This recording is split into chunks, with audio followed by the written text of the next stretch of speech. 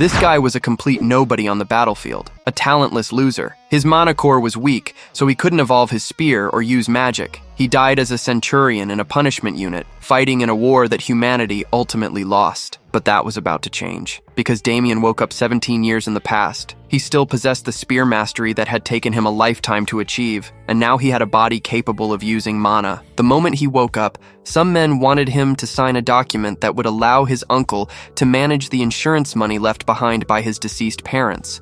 With a friendly smile on his face, his uncle urged him to sign it. After all, he claimed he would take care of everything until the boy became an adult. But his uncle had no idea who he was dealing with. Damien tore up the contract and demanded that the insurance money be placed under his own name and deposited into his own account. Back then, in this timeline, he was just a 13-year-old boy who had been tricked by his uncle. After the money was stolen, he survived by taking odd jobs in the back alleys. He was an abandoned orphan who eventually became a slave. Furious, his uncle grabbed him by the shirt and demanded to know how he dared to disobey. Damien simply smiled. The body was that of a child, but the person inside was a battle-hardened war veteran. The very next second, he landed a punch right on the fat uncle's face. He was grateful that this man was still the same worthless scumbag. Terrified, the blonde man quickly took the documents so he could add the new terms. That night, Damien was still amazed that he had returned to the past. He examined his mana core, because in his previous life it had been destroyed, but in this life,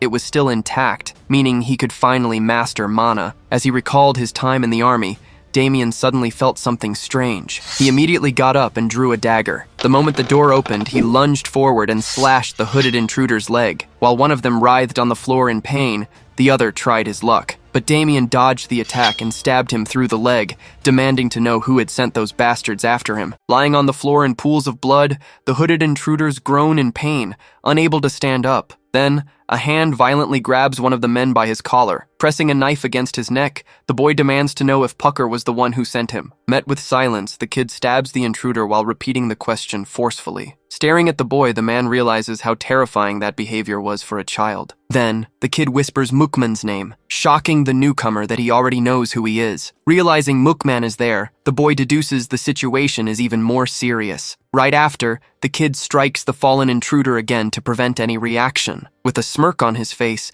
the boy pieces together the conspiracy. After all, the origin of this whole story traced back 17 years ago in the city streets. Back then, the little boy begged to be let go as he was dragged forcibly through the alleys. During his escape attempt, the kid ended up brutally slammed to the ground. Because of that, the boy realized the kidnapping was part of a plan masterminded by Pucker. Back in the present, the blade plunges into his opponent once more. Finally, the boy stands firm in the room before his defeated enemies. With the knife in hand, the kid wonders if that man had betrayed him. In front of him, Mukman watches the scene with a mocking smirk. Then, the man rushes forward at top speed, swinging his sword at the kid. Seeing the blow coming, the boy effortlessly dodges by sliding across the floor. His eyes widening, Mukman is stunned to see his attack completely missed. Looking back calmly, the boy asks if the man had always been this weak. As he maneuvers in combat, the kid explains that he possesses a special skill. Attacking without hesitation, the opponent hurls insults while the boy reveals he learned to read enemy movements after surviving countless battles. The kid adds that he can spot the direction of their gaze and footsteps at the moment of the attack. On top of that, the boy tracks the rotation of his opponent's waist and shoulder movements. Dodging another strike, the kid claims he can see precisely where the enemy intends to strike. Faced with the perfect dodge, Mukman screams at the boy. As he throws another blow, the man calls his opponent a rat, unaware that his action was far too predictable for the kid. Seizing the opening, the boy slashes Mukman's hand with his blade. From the impact of the strike, the man's sword drops to the ground as he lets out a groan of pain. Right after, the kid completely disarms his opponent, sending the sword flying under the man's incredulous gaze. Furious at the situation, Mukman curses at the kid while trying to hold back the pain. Lacking the strength to stay on his feet, the intruder collapses to his knees, coughing heavily. Clutching his injured arm, he can't believe a simple child was capable of doing this. In a swift motion, the boy strikes Mukman again, making the man groan once more. Staring at the figure before him, the intruder is terrified to confirm his opponent is only 13 years old. Calmly, the kid asks if the man was curious to know how he managed to block the attack. Then, the boy explains he could predict every strike just by watching the enemy's arm movements. Faced with that surreal explanation, Mookman mutters that it didn't make any sense at all. Keeping the blade firm against his opponent, the kid says he can believe whatever he wants because that was the truth. Feeling the blade on his skin, Mookman retorts, asking if he thought he was the only one, and warns him about the risk of others finding out. Pressing the knife against his throat, the kid fires back that the man will die right here, so he won't be spreading any rumors. Then, the boy says the guy is smart enough to know what to do, and asks again if Pucker sent him. Faced with the direct question, Mookman stays silent, keeping his head down without a word. Noticing the hesitation, the kid threatens that he better answer if he doesn't want to spend the rest of his life walking with a limp. Terrified by the boy's attitude, the man wonders how someone just 13 years old could have eyes like that. In silence, the kid keeps glaring at his opponent without showing an ounce of mercy. Giving in to the pressure, Mookman confesses Pucker ordered them to bring him back barely alive, making the boy reply that was all he needed to know. Surprised by his words, the man barely has time to react before the blade reaches his neck. Clasping his hands over the wound instantly, the intruder gags, unable to stop the bleeding. As the guy collapses lifeless to the floor, the boy comments that, even though he was leaving, he needed to settle this loose end. The kid adds that he prefers to clean up his own mess before walking away. Continuing to walk, the boy ponders that one of the lessons from his previous life was to avoid making enemies. Reaching the bedroom door, the kid adds one exception to that logic. Leaving the bodies behind, the boy concludes that if an enemy emerges, they must be utterly destroyed. Outside, the night swallows the quiet mansion surrounded by lush greenery. In another room, a hooded figure checks his watch and comments that the job should have been finished by now. Overhearing the concern about the boy being on his way, the mercenary assures Pucker he will drag the kid back as soon as they finish. Then the hooded man scoffs, saying the client must be furious to have turned to him over a mere child. Slamming his fist on the table in rage, Pucker barks that his current situation is all that brat's fault. Sitting at the table, Pucker asks for a moment, while the mercenary tells him to wait and warns him not to even think about cutting his pay for the delay. Suddenly, knocks on the door echo through the room, drawing the pair's attention. Noticing someone approaching, the hooded man announces their visitor has arrived, while Pucker regrets that he can't finish the boy on the spot because of the contract. Full of spite, Pucker reinforces that as soon as he settles the insurance matter, the kid is dead. Suspicious of the silence in the hallway, the mercenary questions why his men are taking so long. The next second, the room door bursts open as the visitor arrives. Seeing the figure step inside, the hooded man realizes in shock that his subordinates have failed. Walking in while gripping his spear, the boy confirms his name is Demian and instantly calls his opponent a lapdog. Outraged by the nerve, the warrior hears the kid claim he is nothing more than a lapdog serving that pig. Bursting into laughter at the insult,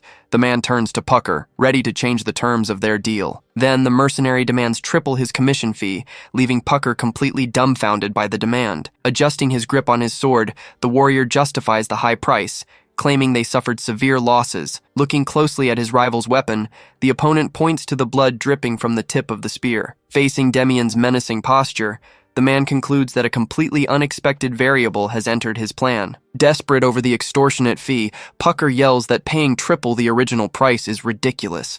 Leaving no room for negotiation, the mercenary warns that if he doesn't accept, the deal is off, making the man beg him to wait. Glancing sideways at the scene, the guy notices the boy's firm stance, ready for battle. Faced with Demian's intimidating presence, the client lets out a terrified scream as he senses the danger radiating from the kid. Terrified of being left alone, Pucker gives in and shouts that he'll pay triple, admitting he'll die if the mercenary leaves. Satisfied with the answer, the warrior accepts the deal on the spot and adjusts his grip on his sword. Observing his young rival, the hooded man claims he holds no grudge over the death of his subordinates as it was strictly business. Staring down his opponent firmly, Demian fires back that he definitely holds a grudge for everything they've done. The young man remembers spending half of his past life living in garbage and dark alleys while running from pursuers. The boy recalls that back then, he even had his mana circuit completely destroyed because of the relentless hunt. Gripping his spear tightly, Demian declares he will never let it slide, and tells his rival to just die without asking questions. Enraged by the provocation,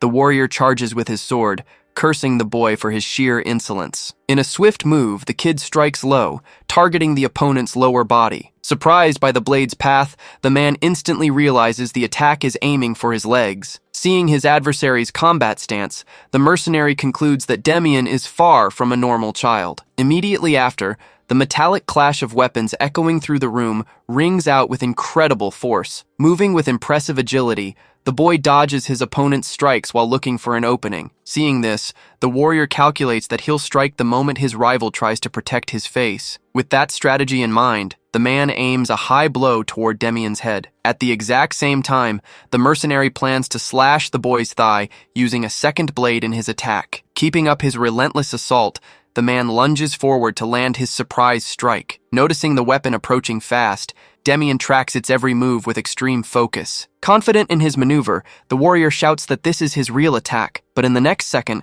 the man realizes in confusion that his blade hit nothing but thin air. Dodging with ease, Demian notes that he already knew the knife in his right hand was the real threat. With a precise counterattack, the boy strikes his rival's back with his spear, making his opponent groan in pain. Effortlessly, Demian calmly reiterates that he had already predicted every step of the fight. Gnashes his teeth in fury, the warrior curses in frustration at the boy for outsmarting him. Consumed by rage, the man charges again, screaming and swearing he'll kill him no matter what. Witnessing that overwhelming scene, Pucker trembles in terror, realizing the situation has spiraled completely out of control. Unable to stay on his feet, the mercenary falls to his knees, coughing up blood from the impact of the blow. Staring down at his fallen opponent, Demian notes that while this guy was stronger than Mukman, he was still nothing more than a simple alleyway bully. With the enemy finally defeated, an absolute silence falls over the room. On his knees and stuttering in terror, Pucker begs the boy to listen to him before doing anything. Paying no attention to his pleas, Demian simply keeps advancing toward him with firm steps. Panicking completely, Pucker screams in desperation, demanding that the boy stay away. That very night, a terrified scream echoes loudly from inside the isolated mansion. Later, in a quiet setting, the clerk informs Demian that he'll be depositing 6 platinum and 650 gold coins. Checking the documents, the boy reflects that the first thing he did after settling everything was to cash in his insurance policy. As the transaction wraps up, Demian thanks him for the service, while the clerk returns the thanks for his trust. Before the young man leaves, the clerk calls his attention and shyly asks where he plans to go now. Looking outside, the clerk comments that the young man's carriage looks ready for a long journey. Calmly, Demian replies that he plans to enlist in the army, catching the clerk completely off guard.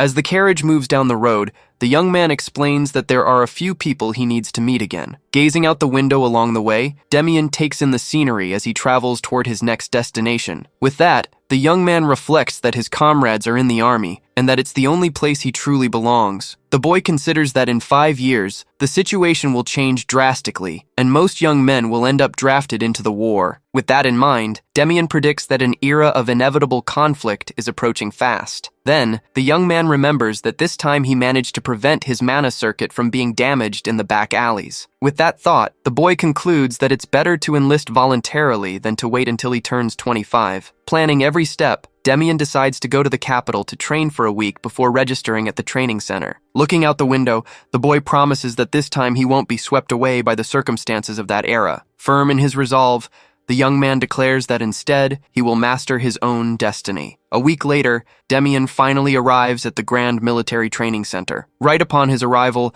a powerful strike hits a training target with great force in the courtyard. Witnessing the scene, the men around him ask in surprise who that kid is and where he learned that. Finishing the move, Demian steps back as he pulls his spear back under their impressed gazes. Looking at his own hand, the boy thinks about wrapping it, noticing his current body isn't calloused yet. He then compares his current skin to the calloused texture he had in his previous life. Just then, the instructor approaches with a cough and asks if he's a training candidate, receiving an immediate confirmation from Demian. Impressed, the instructor praises the boy's spear handling and asks where he learned that technique. In reality, it's the most common spear technique used by the kingdom's soldiers, despite having a flashy name. Hearing the question, Demian replies that his late father taught him, prompting the man to apologize immediately for asking. Reassuring the man, the boy explains that his father's pride in the army inspired him to enlist, securing his approval on the spot. Confused by the comment, the young man asks him to repeat it, but the instructor quickly brushes it off and tells him to forget it. Changing the subject,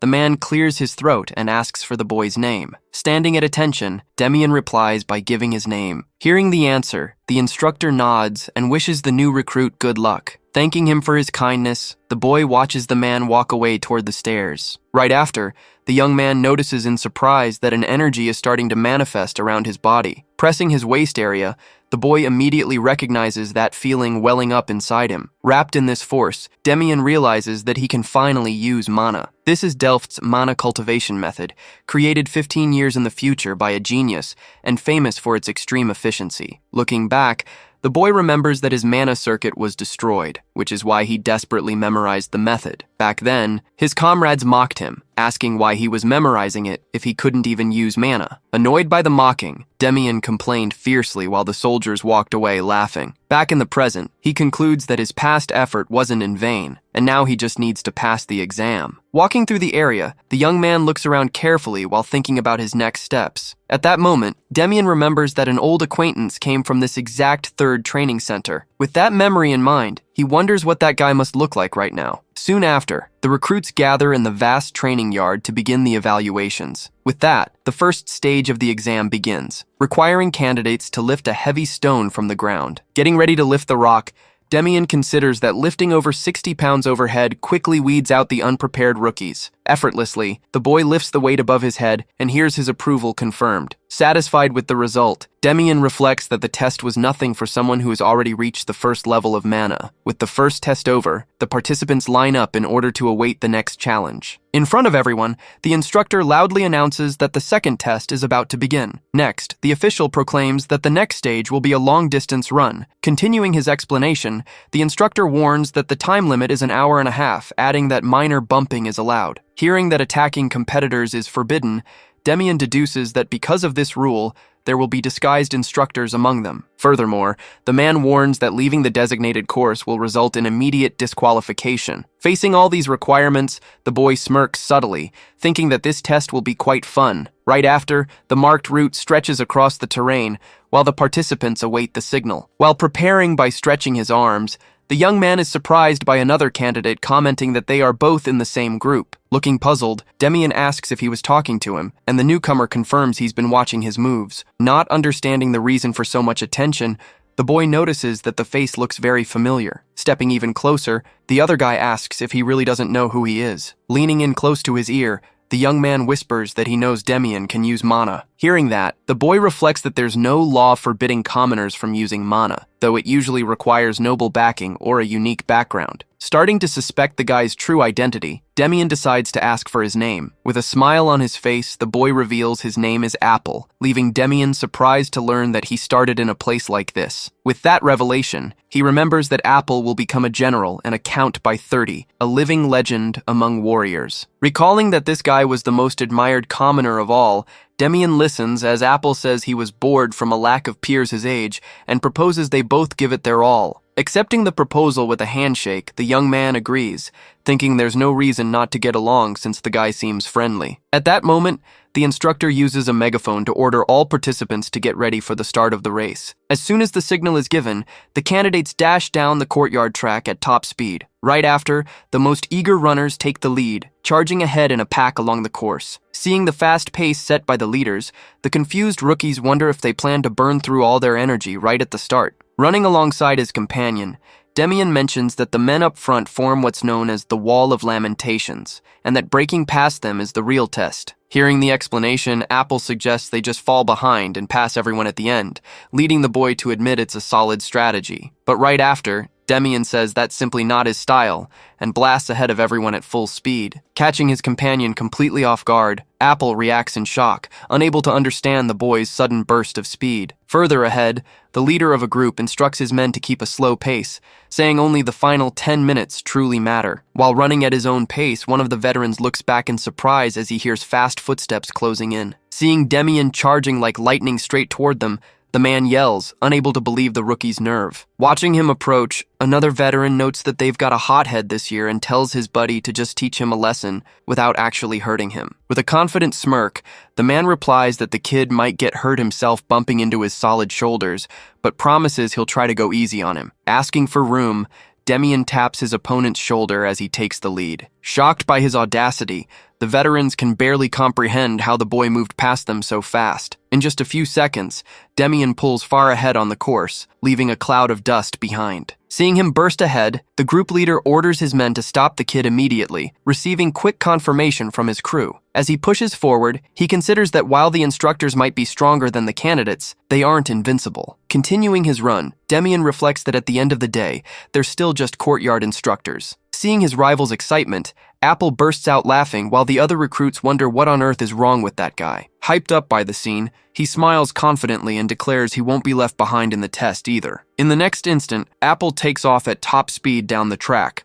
hot on the leader's heels. Blown away by the sudden sprint, the participants question if that's even allowed and decide to pick up the pace together. Watching the dust rise in the distance, the veterans are startled by the massive crowd charging right behind them. Right after, shouts echo across the field as the chaotic stampede creates complete mayhem on the track. From above, one of the instructors remarks that the vibe in the second courtyard seems different today, guessing a crazy recruit must have shown up. Facing the chaos, the man asks if they should call in reinforcements, but is ordered to leave everything as it is. Stepping into view, Instructor Raymond asks if they really want to admit the exam is rigged, concluding that this serves as a proper test of skill for the recruits. Then, Raymond adds that the exact same logic applies to the opposite scenario. Smirking at the sight, the instructor reflects that his eyes didn't deceive him, thoroughly impressed that the boy created such an unexpected wild card. Watching the crowd, Raymond notices that Demian's actions pushed every single candidate to make a move. With that thought, the man concludes that on the battlefield, real leaders are the ones capable of lighting a spark like that. Meanwhile, gasping for air from the effort, Demian counts that this is already the 29th lap out of 30. Picking up his pace on the course, the boy reminds himself that this is finally the last lap of the test. Matching his friend's pace,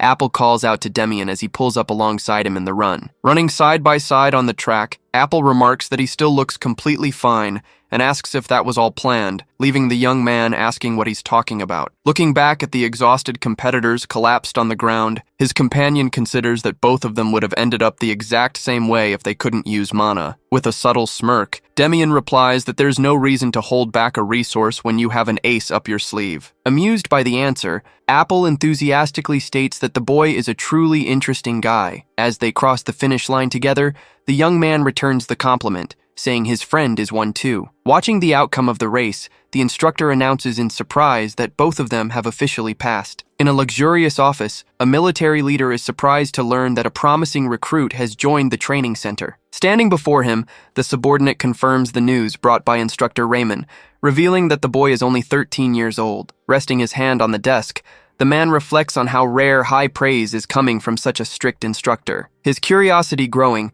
he admits he's quite intrigued by this new recruit's arrival. Turning around, the eye-patched man asks for the boy's name. Meanwhile, in the academy courtyard, a large crowd gathers around the bulletin board to check the results. Looking at the list of accepted recruits, several candidates break down in despair upon realizing they failed. Amidst the surrounding celebrations, Demian watches the crowd and wonders if there's really any reason for such excitement. He recalls how during the war, recruitment was forced, and everyone tried to dodge the draft at all costs. Comparing the two eras, he reflects that the present is still peaceful, until he suddenly hears Apple calling his name. Turning around, the boy is congratulated by his companion, who celebrates that they are now fellow officers. Surprised by the news, Demian asks if he passed too, only to learn his own name was at the very top of the list. Pointing directly at the printed document, Appel shows him where his passing score was recorded. Right after, his peer mentions he looks forward to working together, receiving a friendly reply back. As they walk together through the courtyard, Appel asks what he plans to do during the week before enlistment, and Demian replies that he'll be quite busy. With a calm gaze, Demian explains he has a few loose ends to tie up over the coming week. Curious about his answer, Apple leans in to ask about these plans, and the boy explains they are just basic preparations and shopping before signing up. Taking advantage of the topic, his peer advises him to buy heel protectors due to how stiff the military boots are, catching the young man off guard. Remembering his past, Demian reflects that he already knows this reality all too well from personal experience. Even so, the boy thanks him for the tip and promises to keep it in mind, while Apple tells him not to worry about it. Curious about his partner, Demian asks what his plans are for the next few days, and his companion replies that he also has duties to attend to. Noticing his friend's mysterious tone, the boy smirks and asks if that's really true. Saying his goodbyes, Demian agrees to meet up in a week and takes off first. As he watches his companion walk away, Apple remains in the courtyard until he senses a hooded figure approaching from behind. The newcomer asks who that boy was, prompting Apple to immediately greet him by the name of Alan. Thoughtful after the scene, Alan asks what Demian's true motive was for joining the military. Recalling the high level of mana control Demian displayed during the run, he points out that the boy is definitely no ordinary recruit. At the time, the boy had jokingly asked if his friend was also bragging about not being ordinary, drawing a laugh from Apple. Right after, Demian simply added that the military was the only place he truly belonged. Recalling those words, Apple concludes with a smile that the young man certainly has his reasons, ones he can't easily share. Seeing his companion's doubts, Apple remarks that he feels he'll keep crossing paths with that boy for a long time to come. Without further explanation, the young man decides to move on while his servant confirms that everything is ready for their departure. Glancing back, Apple warns the man never to call him young master in public places. Faced with the warning, the attendant immediately apologizes for the slip-up. Meanwhile, the bustling streets of the capital remain filled with trade and people moving throughout the city. Walking through the crowd, Demian looks at his surroundings, finding the whole sight unbelievable. The boy recalls that in his memories, the capital used to be a place defined by extreme misery and despair. In those dark times, the needy begged desperately in the gutters for even a single piece of bread. Aware that this peace will only last another 5 years, the young man knows he must prepare quickly for the changes to come. With that priority in mind,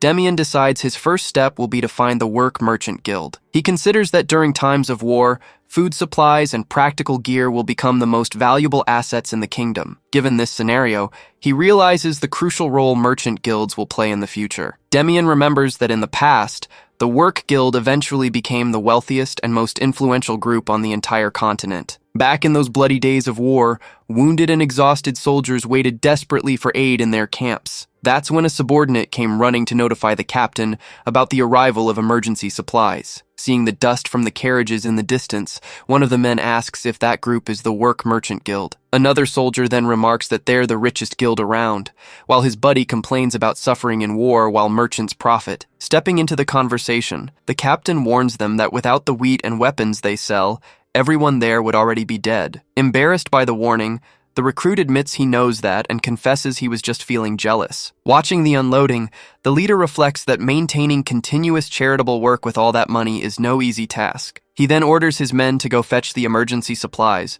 receiving a prompt confirmation from the group. Walking through the camp, the captain watches the bustle of people around the carriages from afar. Hurrying over, the subordinate informs his superior that the figure up ahead seems to be the leader of the Work Merchant Guild. Intrigued by the news, the young captain asks if it's really him, and the soldier confirms it by pointing to the person in the white robe leading the way. Staring at the figure covered in the white cloak, the young man notices how remarkably arrogant the guy acts. Back in the present, the sun lights up the city's quiet buildings and alleyways. Lost in thought in the alley, Demian recalls that the Work Merchant Guild was doing charitable work even before the war. Analyzing the situation, the boy calculates that out of the capital's 40 guilds, he can narrow his search down to about 7 options. Knowing they engage in charity, the young man decides he should start by investigating the largest organizations in town. As the sun begins to set on the horizon, the sky turns golden over the surrounding mountains. Stopping in front of yet another door, Demian sighs and wonders if this will finally be the last guild on his list. Right after, a man walks down the hallway and asks what the boy is doing there. Respectfully greeting the man, the youth explains that he came to propose an investment to support the guild's social cause. With a friendly laugh, the man praises Demian's mature mindset for someone of such a young age. Getting comfortable in the room, the man formally introduces himself as Work, the head of that merchant guild. Shocked to realize he has finally found who he was looking for, Demian confirms his name, while the merchant invites him to sit down and talk. Sitting at the table, the young man directly asks if the merchant happens to have a son. Amused by the question, Work laughs and replies that he doesn't have a son, but he does have a rather immature daughter. Surprised by the answer, Demian asks if it's a daughter, wondering if this place might be another mistake. At that exact moment, the sound of the door opening makes the boy turn around to look back. Hearing a female voice announce her arrival, the young man's eyes widen in complete shock. Staring at the girl who just entered the room, Demian recognizes the figure from his past life and realizes he has finally found her. Introducing the young visitor, Work asks Deal to introduce herself to Demian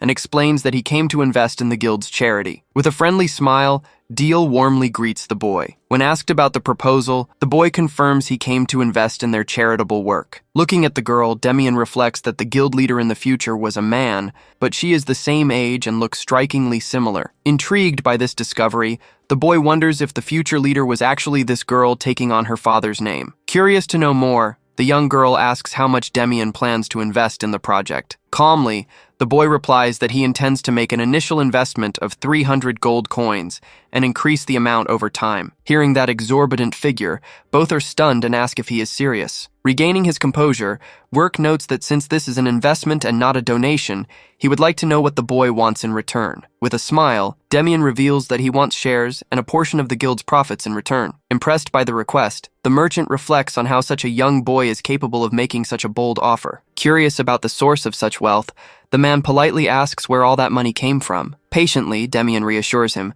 stating he simply wants to put his late parents' inheritance to good use. At that response, Work apologizes for his pryness, and the boy assures him he completely understands the question. Wrapping up the conversation, the merchant says he will need to gather the guild before giving a final answer, and Demian agrees to wait for their response. Noticing the sudden silence, the girl turns in concern and asks her father what is wrong with him. With a smile on his face, Work remarks on how impressive it is that the boy is only 13 years old. Observing the boy's composure, the merchant considers that he is definitely no ordinary child. Then, the man jokingly comments to his daughter that it's a shame the boy isn't 5 years older to be her perfect match. Completely embarrassed by the teasing, Deal instantly shouts at her father, scolding him. As the conversation continues, Work teases further, asking if the young man wouldn't prefer older girls, making his daughter beg him to stop. After finalizing the deal with the merchant guild, time flies until the day of enlistment finally arrives. Looking up at the sunny sky,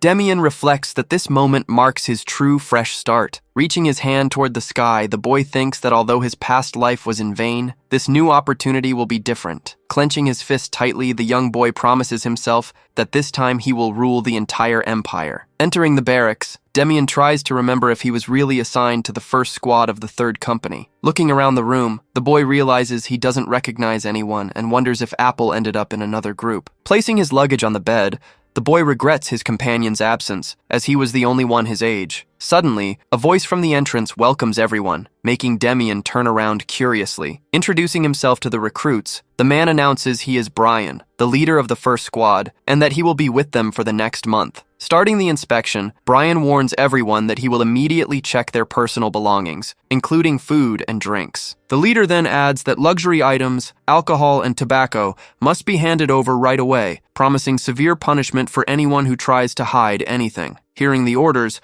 a few recruits quickly try to make excuses to hand over the contraband they brought. Right after, Brian shouts for everyone to empty their bags immediately. Approaching Demian's bed, the instructor examines the items laid out and remarks that there's nothing special there. Looking closely at the boy, Brian asks how old he is, finding him incredibly young. Without hesitation, Demian answers that he is only 13, leaving the instructor completely stunned by the response. Overhearing the conversation nearby, a recruit scoffs, saying the world has lost its mind, and asks if the kid just came looking for an easy life. Noticing the boy's silent reaction, the guy gets annoyed and demands to know why he is being stared at. Calmly closing his eyes, Demian reflects that it isn't worth wasting his breath on someone like that. However, the boy promises to memorize the heckler's face to show him later that getting beaten by a kid hurts just the same. Suddenly feeling an unexplained chill, the man is caught off guard when Brian snaps at him. Stopping in front of him, the squad leader orders the guy to show his belongings,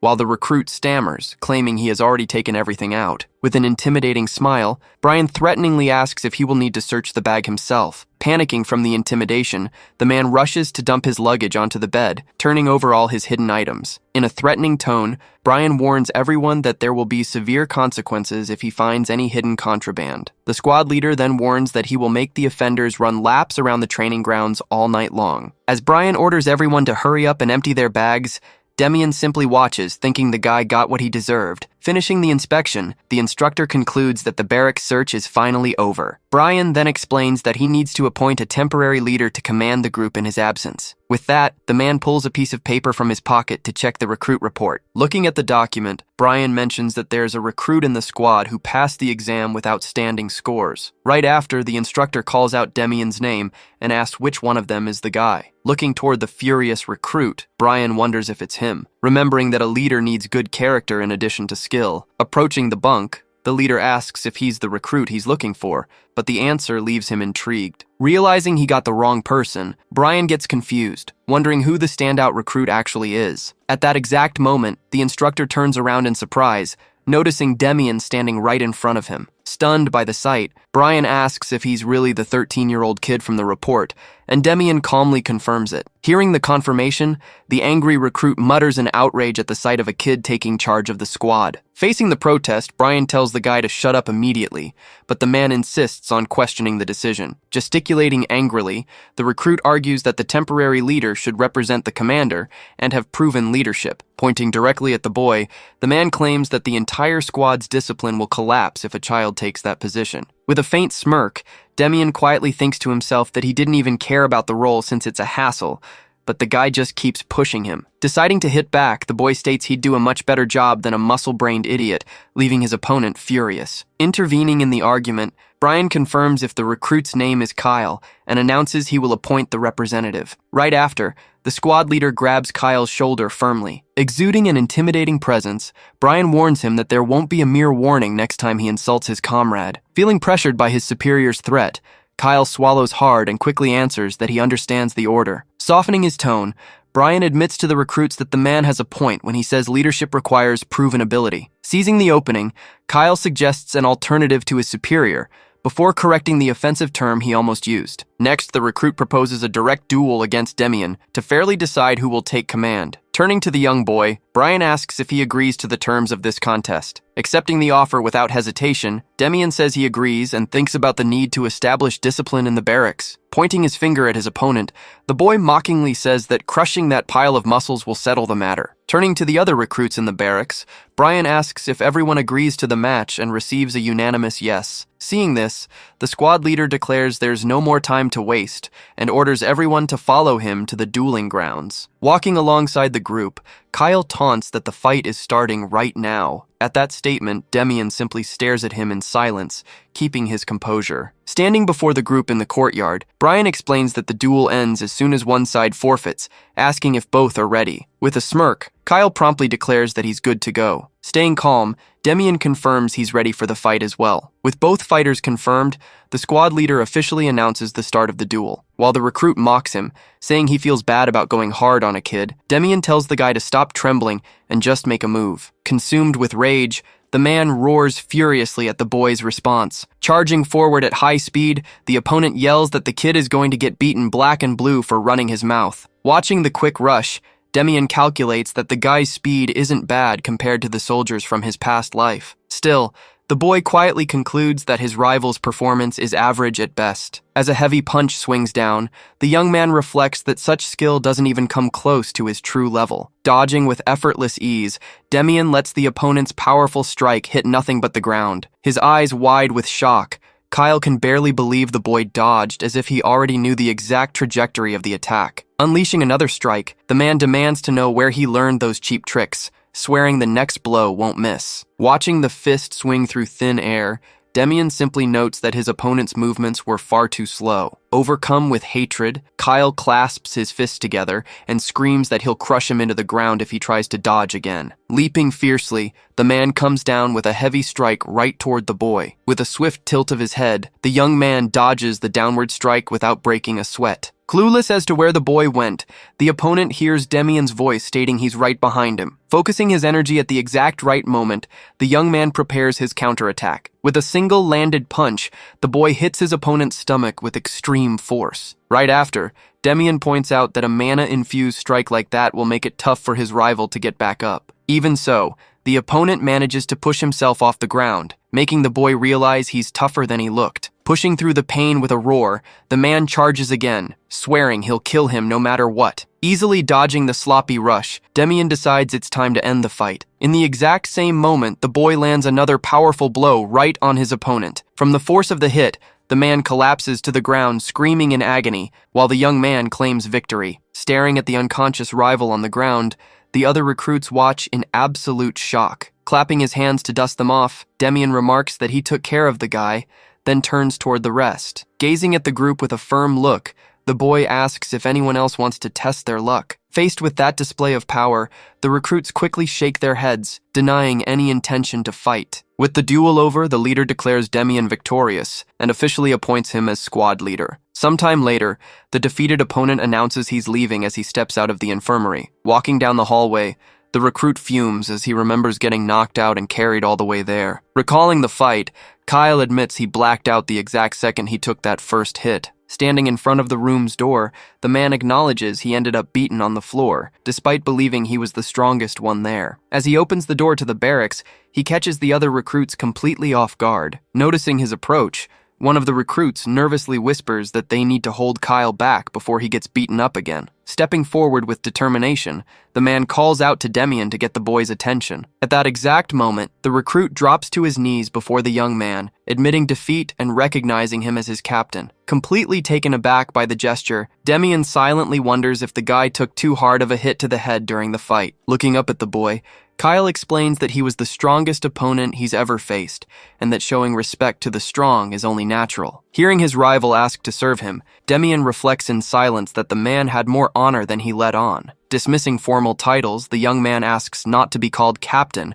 telling him he can just use his name. With a warm smile, Demian extends his hand, suggesting they get along from here on out. Grasping the boy's hand firmly, Kyle enthusiastically agrees, stating he looks forward to working together too. A week after that incident, the instructors yell at the soldiers to keep moving and stay focused on running around the courtyard. Pacing past the exhausted recruits, the boy notes that the training workload has been intense enough to make time fly. Calling an end to the session, the instructor orders everyone back to the barracks, except for Demian, who needs to come with him. Surprised by the sudden order, the young man wonders where they're going without any prior notice. Standing outside the massive door to the administrative office, the boy wonders if there's going to be some kind of official announcement. As soon as the door opens, Demian notices the other squad representatives are already gathered inside. Stepping into the room, the young man figures he'll find out the reason for the summons once he hears out his superior. Seeing him enter, one of the recruits mocks the boy's height in a provocative tone, comparing his face to a praying mantis. Observing the guy, Demian silently thinks he'd make a funny contrast standing next to Kyle, since they're complete opposites. Annoyed by the stare, the recruit demands to know what he's looking at, but the boy fires back by poking fun at his narrow eyes. Irritated by the nerve, the man grumbles in frustration while the surrounding recruits try to hold back their laughter. Seeing the commotion, the commander steps in, telling everyone to shut up and asking if they think it's appropriate to cause a scene in a place like this. As the superior takes center stage, the recruit mutters a threat, warning Demian that he'll deal with him later. Then the officer explains he called them together to announce a squad versus squad group battle happening in a week. Ordering the leaders to prepare their units well for the evaluation, the commander receives a unanimous "yes, sir" from everyone. With the meeting over, the commander orders everyone back to their respective barracks. Right at the exit, the provocative recruit calls out to Demian in a challenging tone. Raising his fist, the man threatens that the kid will get hurt if he keeps acting so arrogant. Stepping into the argument, another leader fires back that he's the one being out of line for picking on the kid's age, telling him to go train his own squad. Irritated by the interference, the bully tells them to mind their own business, but the newcomer questions if he's really sure who would get beaten up there. Ignoring the bickering, the guy tells Demian to walk away and leave the jerk talking to himself. As they start walking, the kid pauses briefly, remembering an important question. Turning to his rival, Demian asks which group he belongs to and hears his opponent reply that he leads the 4th squad. With a smirking grin, the young man says he'll keep that in mind and promises to meet him again to settle the score in combat. Heading back down the hallway, the companion beside him asks if he really is Demian. When asked how he knew his name, the guy explains that Apple talks about him a lot for topping the practical exam rankings. Introducing himself as Gerard, the 3rd squad leader says he's eager to see what Demian can do in the tournament, and the young man promises he won't disappoint. Arriving at his barracks, the kid slams the door open and commands all the recruits to pay attention. Curious about the bold entrance, Kyle approaches to ask what happened. In front of the gathered group, Demian announces that in 1 week, they'll face the other squads in head-to-head combat, stressing that they need to get ready. Raising the flag before his unit, Demian declares they will take first place no matter what. Clapping his hands to get everyone's attention, he adds, "There's one more important detail about the 3 opposing squads." Spreading his arms wide, the kid announces that their goal is to completely crush the 4th squad. Making a throat-slashing gesture, Demian makes it clear that everyone's main target must be that team's leader. By the 2nd week of training, the atmosphere across the grounds had completely shifted. Standing before the assembled recruits, the instructor explains that the army exists to win, announcing that this week they'll learn essential tactics for large-scale battles. He adds that while this will be a squad exercise, extra points will be awarded to individuals who stand out. Hearing the crowd cheer at the news, Demian realizes everyone is chasing a high score to get into the officer training course. With a confident smirk, the young man simply mutters for everyone to give it their all. Shortly after, the instructor announces they'll be learning the wedge formation used to breach enemy lines. He details that while this strategy packs immense destructive power, the rear will collapse if the point of the spear falls. Studying the concept, Demian figures that as long as the tip holds firm, their momentum will burst forward, noting his squad already has the perfect person to lead it. Facing the courtyard, the instructor orders everyone to split into 2 teams and practice the wedge formation immediately. Dividing the roles,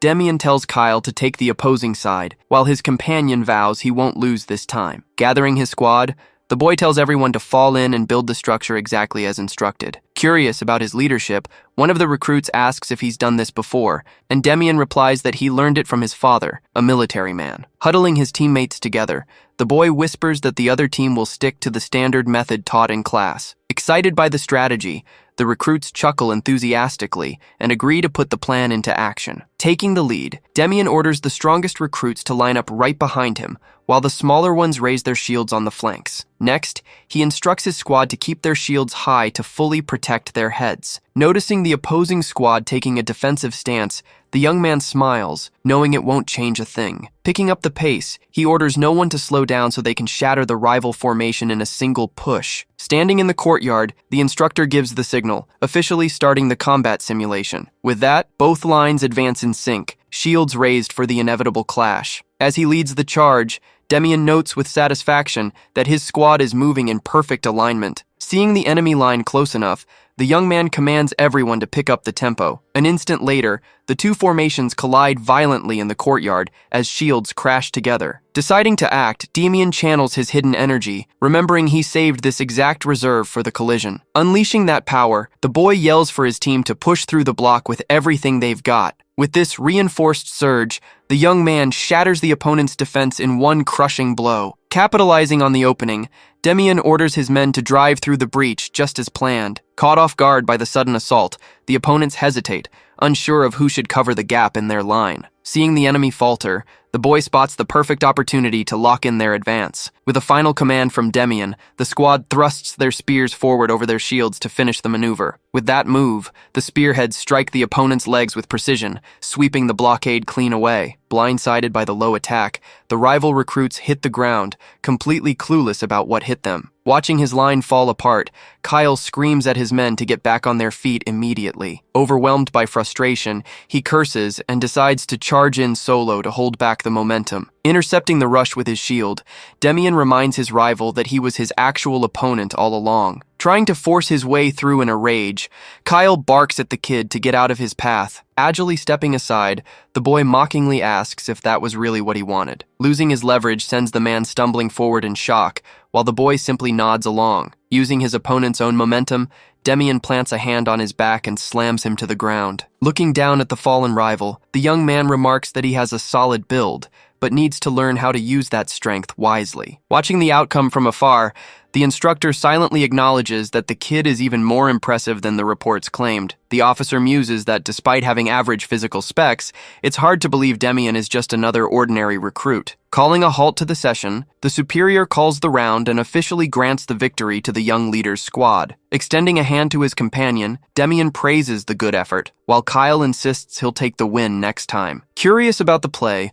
a recruit asks how that tactic worked, and if they exploited the gap on purpose. Watching the scene, soldiers from the other group gossip about using that exact strategy in the platoon battle while keeping an eye on Demian. Glancing back, The boy notices that recruits who used to dodge tough drills are now reviewing their own mistakes and practicing on their own. Pleased with everyone's drive, the young man figures he doesn't need to worry about the battle until a sneering voice from the back asks if a literal child is leading the squad. Hearing the provocation, Demian turns around, intrigued to see where the comment came from. Pointing right at the boy, the guy mocks his leadership during the drill, asking if the teammates following him are just plain stupid. Furious at the insults, Kyle steps up, demanding to know how they dare call their leader a kid. Undeterred, the heckler smirks, replying he sees no issue with it, and calling the squad's skill level downright pathetic. Approaching with disdain, the leader of the 4th platoon tells them to brush it off, blaming the boy for playing pretend commander and not knowing his place. Recognizing his rival from the meeting,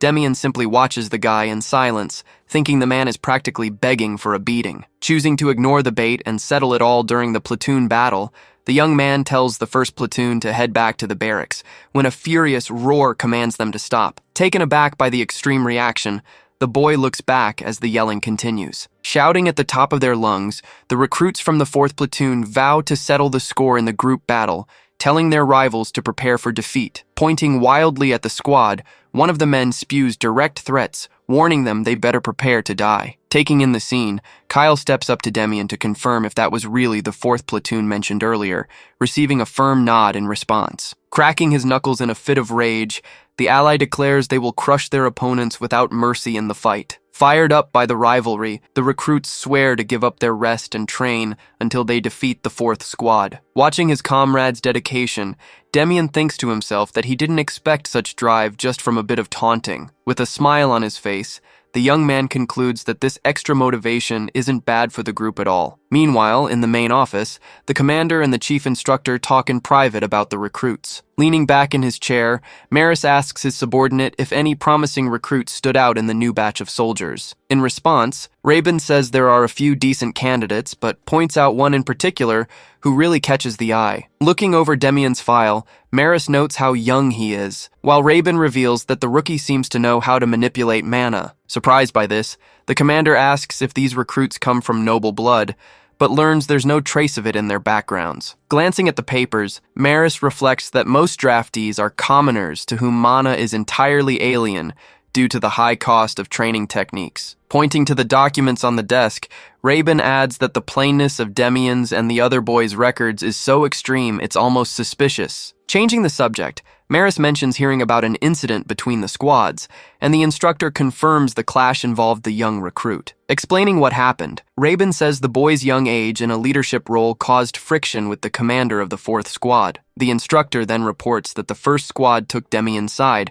and fully rallied together to accept him as their official leader. Impressed by the story, Maris shows keen interest upon confirming that the unit truly embraced the kid. With a thoughtful gesture of his fingers, the commander proposes a new plan to test the team's ability in the upcoming battle. Hearing the proposal in the office, Rabin looks uneasy and hesitates before questioning his superior's decision. The subordinate asks if the idea might end up backfiring on the rookies, but Maris replies that it would simply prove the group's limits. The commander then adds that if the boys' bond collapses over this hurdle, it means they were never worth much to begin with. With a smirk, the commander orders the training intensity for both the 1st and 4th squads to be cranked to the absolute maximum. On the very first day of the new regime, the recruits are left completely exhausted and bewildered as to why the demands spiked so suddenly. Lying in the barracks, one of the recruits asks why they suddenly added more training, while his squad mate notes that only the 1st and 4th platoons were given this extra load. Next, another soldier complains that they even added low-crawl drills, questioning if the higher-ups aren't overreacting because of a silly fight. Faced with these complaints, Kyle turns to Demian and asks if any of this makes sense to him. Calmly, the young man replies that he understands the instructor's goal perfectly, reasoning that they have no choice but to follow the routine. Right after, the boy stands up in the middle of the room and sarcastically asks his comrades if they joined the army just to have fun. He explains that low-crawl training will be tough on their bodies, but assures them that pushing through it will build physical endurance far superior to the other platoons. Hearing this, the recruits silently acknowledge their leader's determination, agreeing that complaining won't change anything in their lives. Smiling at the team, Demian acknowledges how hard the first time is, but promises to help everyone overcome this challenge. Still hesitant, a recruit asks if they will really train on the rocky terrain, prompting the boy to sarcastically ask if he was expecting soft blankets spread across the ground. Surprised by how natural he sounds, Kyle comments that Demian talks as if he's done this many times before, and Demian confirms that he actually has. Recalling his wartime past, the young man remembers the countless times he had to crawl across the ground just to survive. With a subtle smile, he reflects that this isn't even the real purpose behind the crawl training. He considers that piling such an exhausting exercise onto a heavy routine only serves to generate stress as injuries start to cover their bodies. He adds that soldiers under such intense pressure will inevitably break down and end up fighting among themselves. Watching his squad mates in the barracks, Demian concludes that the superiors want to test which of the two platoons can hold together under all this pressure. Seeing through the superiors' obvious intentions, the young man kneels beside his bed and tells everyone to grab their issued socks. Confused by the sudden order, the recruits ask why they're using the socks, to which Demian replies that he's going to perform a little magic trick. Firmly adjusting the fabric over his hands, the boy guarantees that this will make the crawl exercise truly worthwhile. At the training yard, the instructor asks if the first platoon is present, receiving a unanimous confirmation from the soldiers. Introducing himself as the one in charge of crawl training, the man announces he'll be teaching the low crawl and calls for his assistant. Ordering the assistant to take position, the officer explains that the demonstration requires lying flat on the ground while holding the spear out front. He then instructs everyone to move quickly,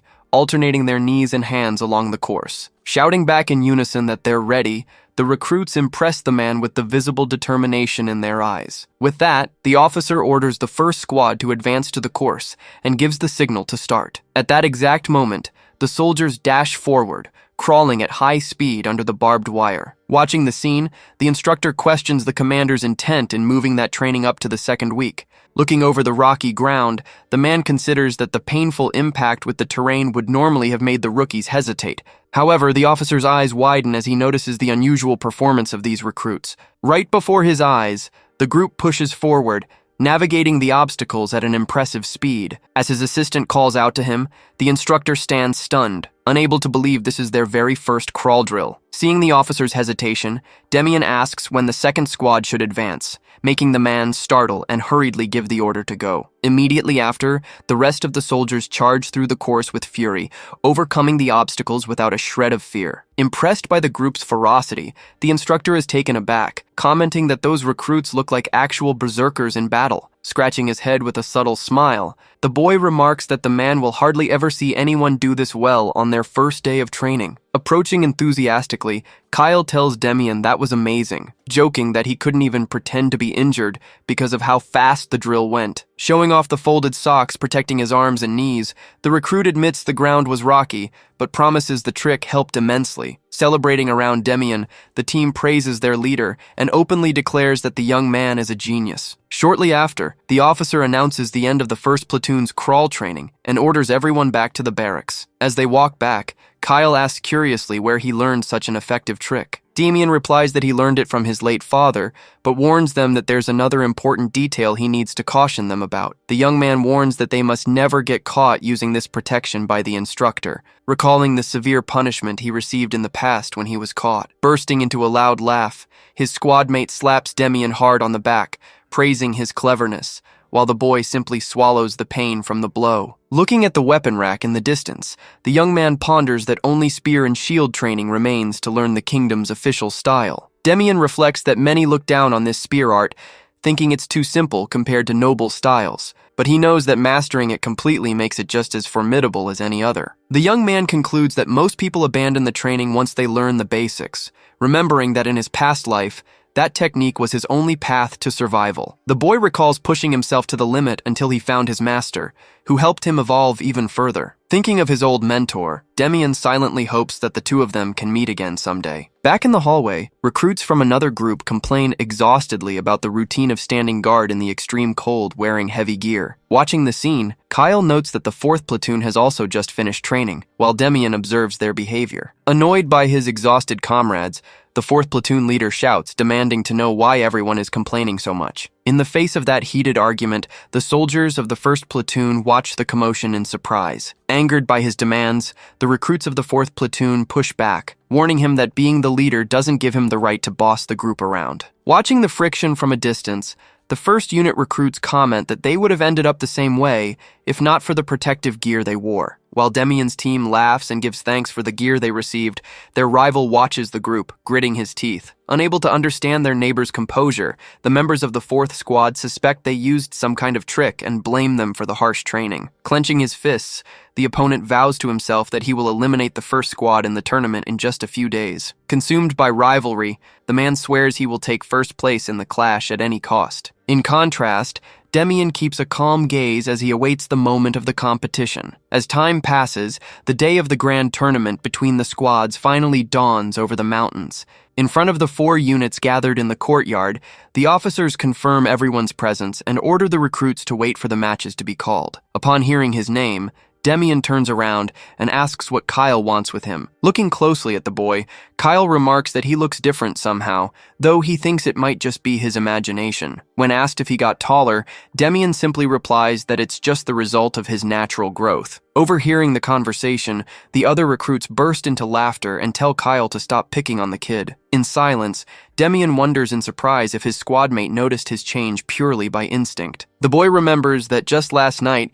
he managed to advance to the 2nd stage of his mana cultivation, significantly boosting his energy. After all, ever since arriving at the training camp, the young man had been practicing his technique every single day without fail. Turning his attention to the comrade beside him, Demian calls out to him in a serious tone. Staring at his ally, the boy firmly declares that he wants their squad to win the tournament by an overwhelming margin. The youth recalls that the top 5 soldiers in the competition will be rewarded with any weapon or equipment from the armory. He reflects that most will choose ordinary weapons, or simple, low-level magical protection. However, Demian thinks of the special ring he heard about in his past life through a former subordinate. The boy knows this item possesses a permanent effect powerful enough to rival a skill book. To claim this valuable artifact, the young man concludes they must secure absolute 1st place overall in the event. Faced with this ambitious goal, Demian asks if his partner is up to the task, and Kyle confirms with a confident smile. With a firm handshake, the two seal the deal to guarantee victory together. Next, Kyle rallies everyone's attention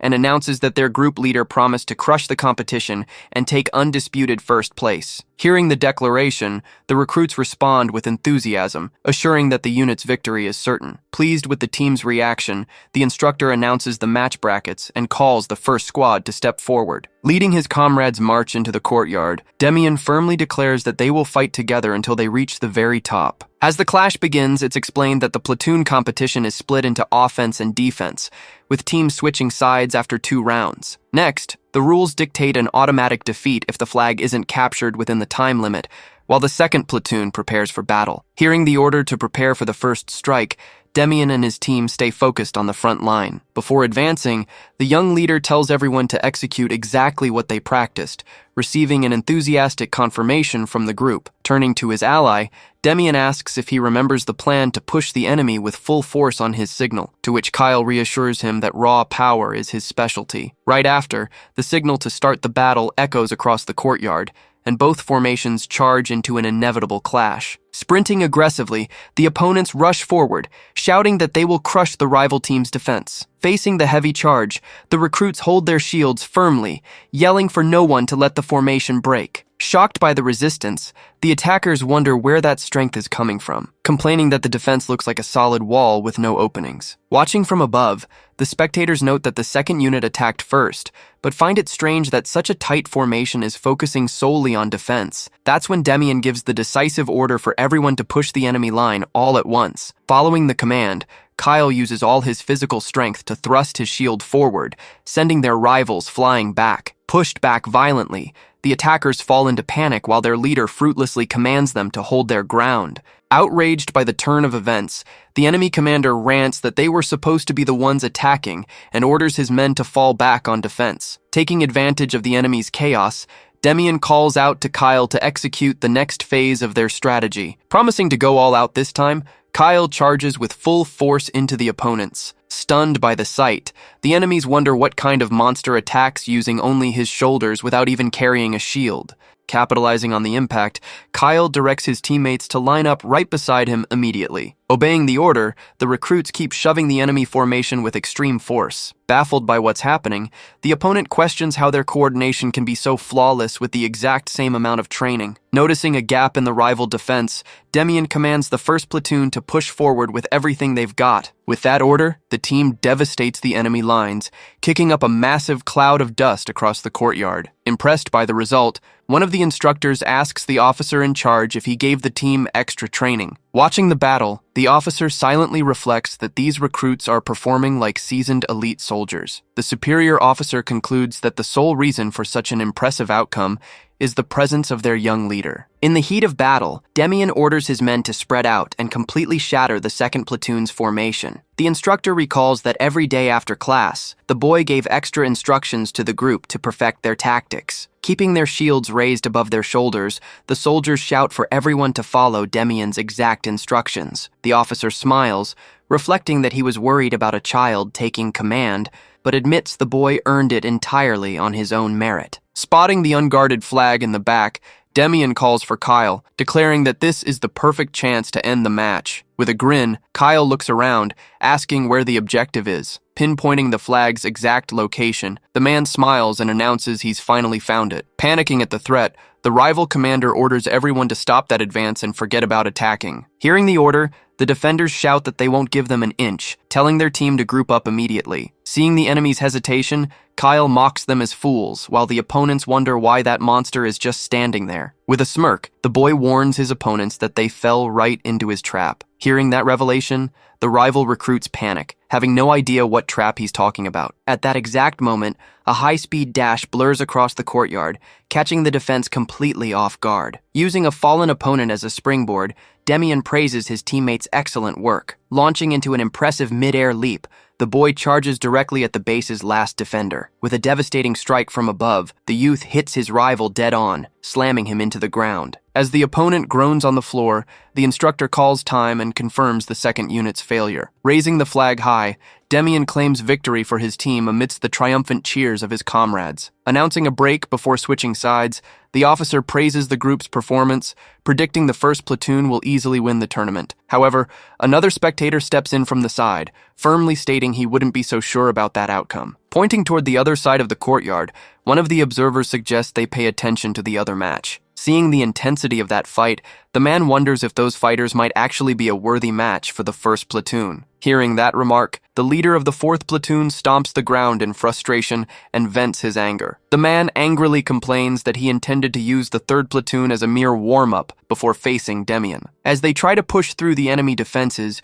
the soldiers panic, realizing their opponents aren't giving an inch. Irritated by the lack of progress, the fourth unit's commander screams at his men to follow the plan. However, his subordinates shout back that he's just barking orders from the rear without doing a thing on the front line. Noticing the rivals wearing down, Gerard asks Appel if they should break through their line right now, but receives a refusal. Staying calm, the boy advises him to focus on the enemy shield bearers and wait for the rival group to collapse on its own. Agreeing with the strategy, Gerard is impressed by how easily Apple can read the battlefield. Quietly, he thinks to himself that even though they've only known each other for a few weeks, he's really curious about Apple's true origins. Putting the plan into action, Gerard shouts for the team to hold their ground and focus on the opposing shield bearers. With that, the violent clash of shields echoes across the courtyard as the third unit firmly holds off the charge. Unable to break through the wall, the leader of the fourth squad shouts accusations of cowardice at his opponents. Watching his rivals grow exhausted,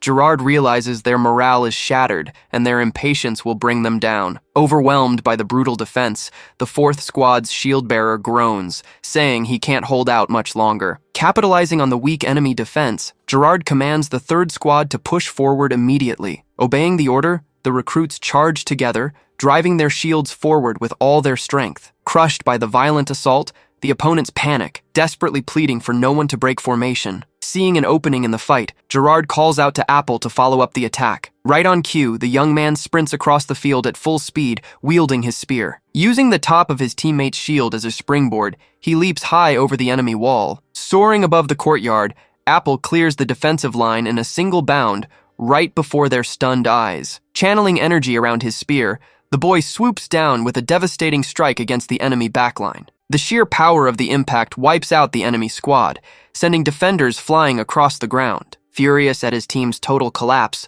the leader of the fourth squad curses out his men, asking how they expect to beat the first squad playing like that. Glancing to the side, he glares at Gerard, who stands calmly on the other side of the courtyard. Right at that moment, the instructor calls the match, officially declaring victory for the third squad. As the team celebrates, lifting Apple onto their shoulders, Demian watches closely, realizing Apple will be a formidable opponent. Looking at the final outcome, the boy concludes that the real challenge of the tournament will be against the third unit. With a smirk, Demian says he can't wait for that moment and promises to meet Apple again in the grand final. As break time is called over, the instructor orders all squads to gather immediately at the training yard. Approaching his leader, Kyle confirms if the next match will be against the fourth squad, noting it's their rival's last chance to score any points. Ready for battle, his ally vows to crush the guy who insulted the boy, but Demian reveals he's already claimed that opponent and just asks them to clear the way. Turning to his team, the boy analyzes that their adversaries are already exhausted and their teamwork is completely shattered. Showing true determination, Demian declares he has no intention of holding back, promising to destroy them even faster and more decisively. Rallying his squad mates, Kyle celebrates the opportunity, stating their opponents need to pay for everything they said. Keeping his eyes on the prize, the boy emphasizes the match will be over in a flash and demands total focus from his allies. Following instructions, the recruits promptly reply that they understand their orders. Right after, the first squad takes up combat formation, with shields raised under Demian's command. Across the yard, the fourth unit takes their positions, ready to start the match. Facing the quiet courtyard, the instructor's command echoes, giving the signal to start the battle. As the match begins, the rival leader glares at the opposing formation, ready to withstand the impact. With that, both groups charge at full speed toward each other, shouting orders to advance. From above the yard, the rapid approach between the wedge formation and the opponent's defensive block can be seen. Watching the movement,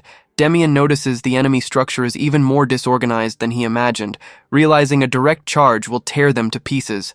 With a confident smirk, the boy promises to make this victory even more decisive to crush his rivals once and for all. Answering the call, Kyle charges forward violently, roaring against the defensive line. In the next instant, the fierce shield crash sends the enemy barrier flying into the air. Blown backward, the opponents scream in despair, unable to comprehend where such power was coming from. Witnessing the collapse, the leader of the fourth squad frantically shouts for his men to hold the line and block the advance. In sheer desperation, the man orders the shield bearers to protect the flag and stop the charge at all costs. At that exact moment, the boy leaps down from above, landing unexpectedly right in front of his opponent. Looking down on his rival, Demian mockingly reminds him that he promised to save his face for this moment. Paralyzed with shock, the man's eyes widen, unable to react to the boy's presence. Without giving him time to respond, the youth lands a precise strike on his opponent's neck, making him groan in pain. From the force of the impact,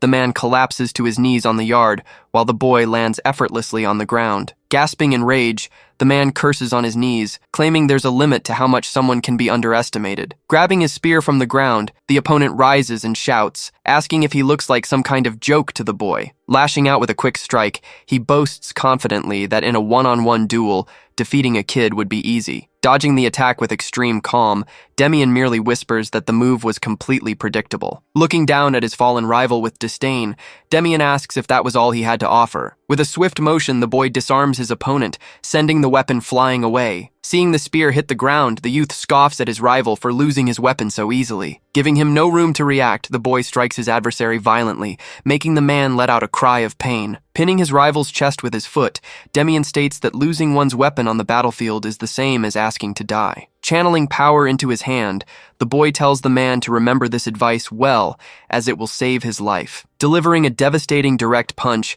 the youth knocks his opponent out cold while asking if he understood the lesson. As the instructor rushes to tend to the unconscious soldier, Demian mutters that it was way too easy and boring. Seeing the condition of the defeated leader, the official announces that the fourth unit is no longer fit to continue the battle. Adjusting his posture before the yard, the officer proceeds to proclaim the final result of the match. With the flag raised high, victory is officially declared for the first squad amidst everyone's cheers. Radiant with the result, Kyle celebrates the win while their squad mates cheer for Demian's flawless performance. Watching the injured man being carried off on a stretcher, spectators comment in disbelief at how a mere 13-year-old boy possesses such skill. Impressed by the fight, veterans claim the youth is practically a prodigy and might even be superior to the instructors themselves. Smiling in agreement, the man accepts the praise until a mysterious figure approaches, asking what's so funny. Hearing the question, the soldier turns around to see who had arrived. It's Leonhardt Belkane, the famous training instructor from the kingdom's 3rd Division. Instantly, both men salute, shouting greetings out of respect for the kingdom. Watching the celebration from afar, Leonhardt calls his subordinate and asks if that boy is the one he mentioned. The man confirms it as the group tosses Demian into the air in pure celebration. Seeing the unit's excitement, the instructor smiles, remarking that the recruit indeed looks interesting. Later, in the barracks, a recruit bursts through the door, loudly announcing the news. Amidst the commotion, his comrade asks the reason for all the fuss and hears that a high-ranking figure just arrived at the training center. The youth adds that the visitor is a legendary 3rd Division instructor whom even their superiors respect. Hearing about the visitor, Demian asks for the man's name while his roommate tries to recall it. The recruit hesitates for a moment, asking if the name was Leonhardt. Right then, Demian quietly mutters the correct pronunciation, Leonhardt. Hearing the correction, his comrade confirms that was the exact name. Without offering any explanation, Demian immediately gets up and leaves, leaving his roommate asking where he's going. Dashing down the hallway, the youth sprints off while the other recruit wonders what came over him all of a sudden. Running with long strides, Demian thinks he needs to see the situation with his own eyes to confirm if it really is who he thought. Stopping abruptly in the corridor, the boy is stunned to spot the figure approaching, accompanied by another man. Pointing toward the boy, Leonhardt asks his companion if that wasn't the recruit Demian he had seen earlier. Upon seeing the young man standing there, the officer calls out his name and says he was actually on his way to find him. Placing his hand over his chest in a formal military salute, Demian shouts for the glory of the kingdom before his superior. Observing him closely, the visitor asks if his name really is Demian, receiving an immediate answer in the affirmative. Faced with that unexpected encounter, the young man reflects that the division was so far away, he thought it would take a long time to see the man again. Looking at the figure before him, Demian silently realizes he is reuniting with the person who influenced his life the most, his true master. Confronting the boy in the hallway, Leonhardt asks if he is Demian, mentioning he came to personally see the recruit Raymond praised so much. Looking closely at the young man,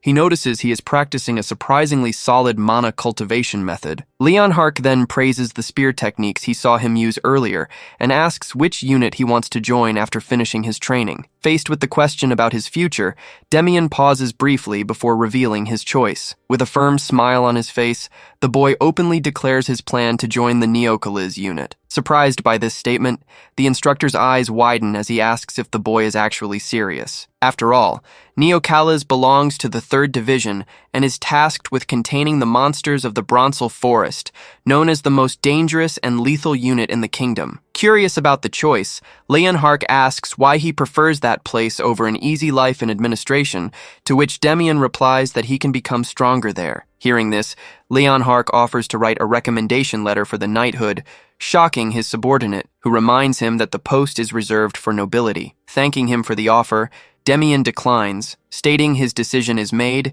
and adds silently that he needs to reunite with someone in that division. Respecting the young man's decision, Leonhardt accepts his choice and tells the boy to return to the barracks and rest. Outraged by the refusal, the attendant yells at Demian, asking if he realizes the incredible opportunity he just threw away. The subordinate then asks for permission to try and convince the recruit one more time, but Leonhardt questions if he truly thinks the boy made the wrong choice. Continuing the conversation, the instructor adds that the man clearly failed to notice the resolve in Demian's eyes during their talk. Letting out a loud laugh, Leonhardt wonders where that kid came from, thinking that the fact he is only 13 makes it all the more intriguing. With a smile, Leonhardt orders his subordinate not to interfere any further, saying their paths will cross again if the boy really goes to the 3rd Division. The next day, before the clash against the 3rd Platoon, Demian warns his men that their opponent won't be easy. The young man then confidently assures them that no other squad in the training center can surpass them right now. With a smile, Kyle agrees,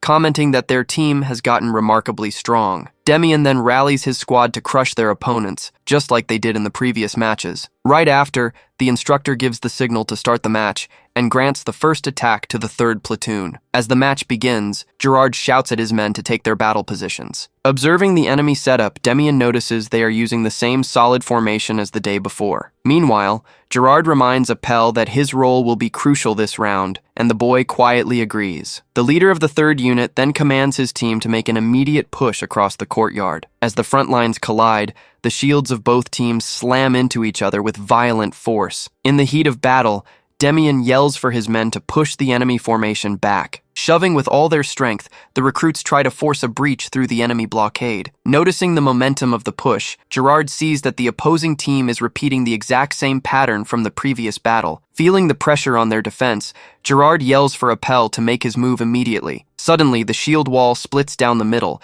revealing Appel standing right in the center. Watching this unfold, Demian is caught off guard by the opponents opening their own shield wall, wondering what they're planning. Taking advantage of the clear path, the boy dashes forward at full speed, right toward the enemy squad. With a devastating strike, Apple smashes into the front line, sending the shield bearers flying back with groans of pain. Witnessing the impact, Demian's eyes widen, deeply impressed by the raw power shown by his rival. Seeing the push succeed, Gerard celebrates his comrade's feat and orders the squad to break through the opening. Intercepting the advance instantly, Kyle charges forward with his shield, roaring that he won't let the opponents do as they please. Crashing violently into the enemy formation, the warrior holds the line while the enemies panic at his tremendous strength. Watching the block, Demian thinks to himself that they managed to contain the attack at the last second thanks to Kyle. Analyzing the fight, the boy acknowledges Apple's talent for clearing out the shield bearers with a single swing. Staring at his rival from a distance,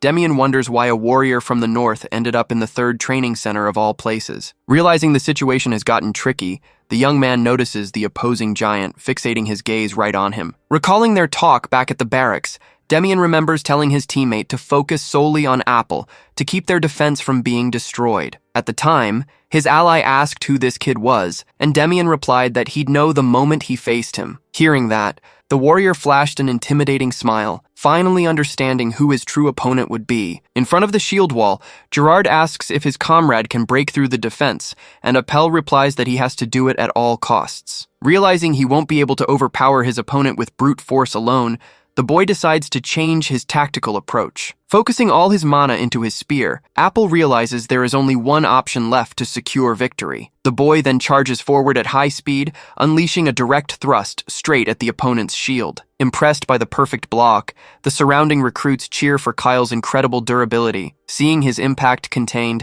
Apple thinks that defending like that won't save his opponent for long. Ramping up the pressure of his assault, the young man vows to keep striking relentlessly until the barrier breaks. Pressed by the overwhelming force, Kyle swears under his breath, unable to comprehend how someone that young possesses so much power. With a devastating impact, Apple's charge shatters the wooden shield, sending his opponent stumbling back. Raising his weapon for the final blow, the boy shouts at the top of his lungs that this match is over. With no strength left to counter, the recruit simply crosses his arms in a desperate attempt to brace for the incoming blow. In that exact split second, Demian leaps in at high speed to intercept the enemy attack. A violent clash echoes across the courtyard as his spear locks down the opponent's strike. Staring firmly down his rival, Demian holds the block without giving up a single inch. Seeing the figure standing before him, Apple breaks into a radiant smile and speaks Demian's name. Witnessing the impressive block, Kyle is stunned by the sudden arrival that just saved him. Right after, the instructor calls time, announcing that the third platoon lost for failing to capture the flag. Clutching his chest, Apple groans, regretting that he couldn't overpower the big guy and finish the battle easily. Concerned for his comrade, Demian asks if Kyle is all right, and his ally confirms that he is. Upon hearing the order to sit out the second half, Kyle gets furious and snaps back, insisting his bones aren't broken. Calmly, Demian explains that there are still 2 weeks of training left, warning him that worsening the injury could ruin his chance of graduating. Asking the warrior to guard the flag in the center, the young man tells him he's the only one he trusts for the job, leaving Kyle visibly moved by the gesture. Grasping the flagpole firmly, Kyle swears that no one will touch the objective and tells the squad to go up front and crush the enemy. Immediately after, the instructor orders the teams to swap sides and tells the first platoon to prepare their assault. Turning to his exhausted allies, Demian reminds them that this is the final round, warning that he doesn't intend to waste the entire time limit on the offensive.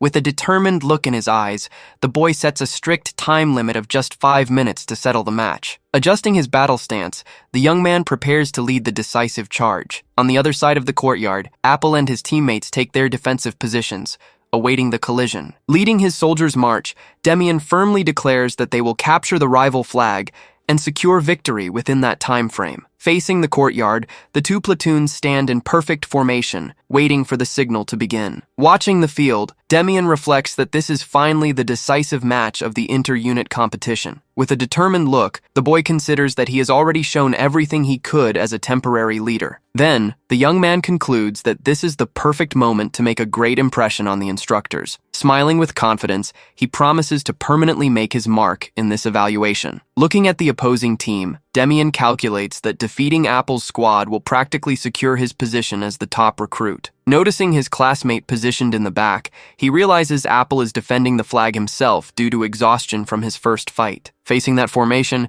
Demian acknowledges that a direct clash with his rival is completely inevitable. Right after, the instructor gives the start signal, ordering the first platoon to attack while the third unit defends. Sprinting forward, the boy commands his team to advance at full speed and stay focused on following him. Seeing the lightning-fast charge, the defenders panic at the rival team's impressive speed and perfect cohesion. Sensing the threat, Gerard orders his men to raise their shields immediately and keep their full attention on Demian. Sliding across the ground during the assault, the young man calmly notes that their attempt at defense will be utterly useless. Focusing his energy into his weapon, Demian forcefully declares he will break through the enemy block. With an overwhelming leap, the boy delivers a powerful blow to shatter the enemy barrier all at once. At the impact of the blow, the defender panics as his wooden shield is pierced in a single strike. Taking advantage of the opening, the young man sweeps low with his spear, knocking two defenders to the ground. Surrounded by his energy, Demian shouts for his entire group to surge through the breach together. Facing this overwhelming charge, Gerard despairs and screams for his men to stop the enemy advance at all costs. While dodging incoming blows, the boy hears his opponents yelling that they need to bring him down immediately. Eyes fixed on the battle, he calculates the exact trajectory of their strikes with extreme precision. Moving low to the ground with agility, the young man makes the enemy thrusts strike nothing but air. Seeing their spears clash against empty space, the defenders are shocked to realize Demian has vanished from right in front of them. Quickly reappearing at their rear, the boy strikes a rival's leg, making him cry out as his ankle is hit. Without wasting time, he turns around and orders his entire platoon to regroup and solidify their advance. At his command, the allies steamroll through the defensive line, while the opponents panic seeing the group appear so fast. Watching the chaos in the courtyard, Gerard can hardly believe the speed of the assault, realizing Demian is the true force of that unit. Beside him, Apple firmly declares that the rivals won't take the flag if they stop the leader's charge. Decided to act, the boy steps forward while asking his teammate to protect the objective back at base. Watching his comrade step up to fight, Gerard mutters Apple's name, realizing he has to trust everything to him now. Facing his opponent's approach, Demian recognizes that this is the final showdown of the battle. Before him stands the future great general, Apple Van Striol, radiating an impressive aura of mana. With a swift movement, Apple lunges forward, wielding his weapon against his young rival. Seeing the charge approach, the boy concludes, this is the perfect opportunity to test his skills against an opponent of that level. Dodging nimbly close to the ground, Demian realizes his rival's first move was nothing more than a feint. Smiling at the maneuver, the young man notes that the opponent's real attack follows immediately, fueled by devastating energy. In an instant, the violent clash of the two spears echoes across the courtyard as their energies collide. Eyes widening in surprise, Apple realizes the boy blocked his strike in midair with absolute firmness. Stepping back on the terrain, the young warrior resets his stance, never taking his eyes off his opponent. Channeling his own mana through the shaft of his weapon, Demian tells his rival to give it his all in this fight. In a crushing leap, the boy charges forward, declaring he will use all his strength to defeat him. Pressed by the speed of the blow, Apple tries to use his spear to hold off the incoming strike. With a swift, precise strike, Demian delivers a devastating blow against his rival's defense. Eyes widening in shock, his opponent tries to brace for impact as he feels his weapon crack under the pressure. Facing that overwhelming power, Apple realizes with horror that Demian's energy is strong enough to shatter his spear in half. Faced with such strength, Apple wonders if the boy really isn't a commoner, and if he shares a similar background to his own. Observing his opponent's technique, he wonders how someone can control mana with such immense skill. Staring at that intimidating presence, the youth feels as if he's standing before a massive wall right in the middle of the training ground. Walking forward with firm steps, Demian warns Apple that it's time to end this battle. Launching a decisive strike, the boy states that his rival won't be able to block this attack. With the force of the impact, the opponent's weapon shatters, and the strike slams him violently to the ground. Rolling across the training courtyard, the warrior falls defeated after the clash. Letting out a groan of pain, the boy tries to absorb the impact of the fall onto the dirt. Without losing a second, Demian sprints at top speed toward the enemy base. Lying on the ground, Apple bitterly regrets realizing his team's flag is about to be taken. At the top of the pole, the flag sways in the wind, awaiting the end of the match. Raising the flag high, Demian celebrates the first platoon's victory amidst the cheering shouts of everyone. Still on the ground, Apple quietly watches the outcome of the match in silence. Holding the captured objective, Demian calmly walks back toward his opponent. Extending a hand to his classmate, Demian praises the good fight and listens as Apple congratulates him, promising he won't lose their next clash. In response, Demian playfully suggests they fight on the same side next time, commenting that beating him a second time would be a tough task. At those words, Apple simply offers a faint smile, looking at the boy with respect. Giving his comrade a gentle shove, the youth tells Demian to stop exaggerating, while silently acknowledging that surpassing this rival will make him even stronger. Putting his worries aside, the boy decides to simply enjoy this moment of celebration alongside his entire team. Watching the festivities in the courtyard from afar, the officer in charge notes that the tournament ended with the first platoon's victory and promises to strictly manage the rest of their training. Hearing the report, Maris agrees with his subordinate, stating that for now they should just wait and see. As the group tosses Demian into the air in pure celebration, the commander concludes with a smile that it's best to let them enjoy this sweet victory. Staring at the feast spread across the table, the recruit is stunned and asks in disbelief if this is actually real. Then, the soldiers celebrate getting to eat meat at the training center, agreeing that winning the competition was totally worth it. Watching his comrades celebrate, Demian realizes their excitement makes sense, since it's the first time in a long while they've had a proper meal. Thinking back to their visitor, the boy silently regrets that his former master left before they could talk a bit more. Just then, the instructor approaches the table and asks if he can join them, and one of the recruits eagerly invites him to sit down. Settling in beside him, the man asks Demian if he still hasn't changed his mind about the recruitment offer, receiving a firm confirmation from the youth. Hearing his answer, the superior sighs at the decision, remarking that it would have been an incredible opportunity for his career. Changing the subject, the instructor asks the young man if he's heard the latest news. He then reveals that the exact same offer was made to Apple, wondering what choice his friend ended up making. Calmly, Demian replies that he respects whatever decision was made, since his comrade's life belongs to him alone. Letting out a warm chuckle at the boy's maturity, the instructor laughs and calls him a surprisingly dull kid. As the young man keeps eating, the man admits he came to try and persuade him again, but realizes nothing will change his mind. With that, the superior raises his glass and congratulates everyone on their hard work over the past 2 weeks. Wishing them all success on their journeys, he announces that training resumes tomorrow and encourages everyone to chase their goals. Raising their glasses together to mark the occasion, the soldiers enthusiastically toast to the glory of the kingdom. Time flies, and the third and final week of training officially begins in the courtyard. During the drills, the instructor shouts at everyone to strike faster and harder. Watching the effort around him,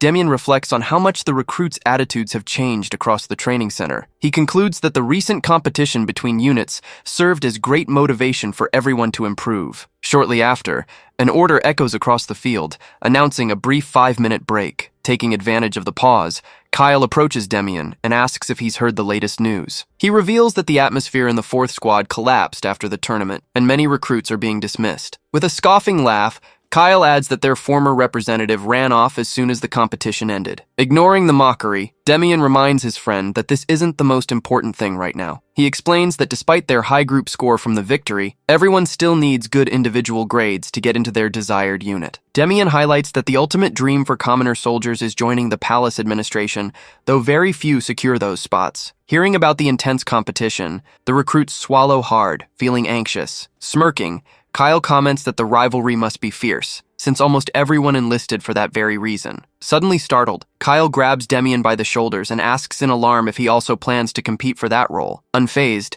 Demian assures him he isn't going to the palace, leaving Kyle confused since his top scores would easily allow it. Clutching his shoulders, Kyle asks if he really wants to become an administrative soldier just to be trapped in the palace all day. He admits the place might be suffocating, but asks if they shouldn't still aim for it since it's the best option. Dismissing the idea, Demian replies that someone like him would run away in a month, unable to stand being cooped up when he loves moving around. Curious, Kyle asks where he actually plans to go, and Demian prepares to answer. Firmly, Demian reveals he's joining the Neo-Calites unit, catching everyone around them off guard. Shocked by the news, Kyle shouts, asking if he means that dangerous division, and yells to the other recruits that Demian has lost his mind. To shut him up, Demian kicks him in the leg, making the giant groan in pain. Despite the sting, Kyle laughs, saying he knew it all along, while Demian asks what he's talking about. Laughing out loud, Kyle calls him completely crazy and admits that's precisely why he likes him. As the order ending the break rings out,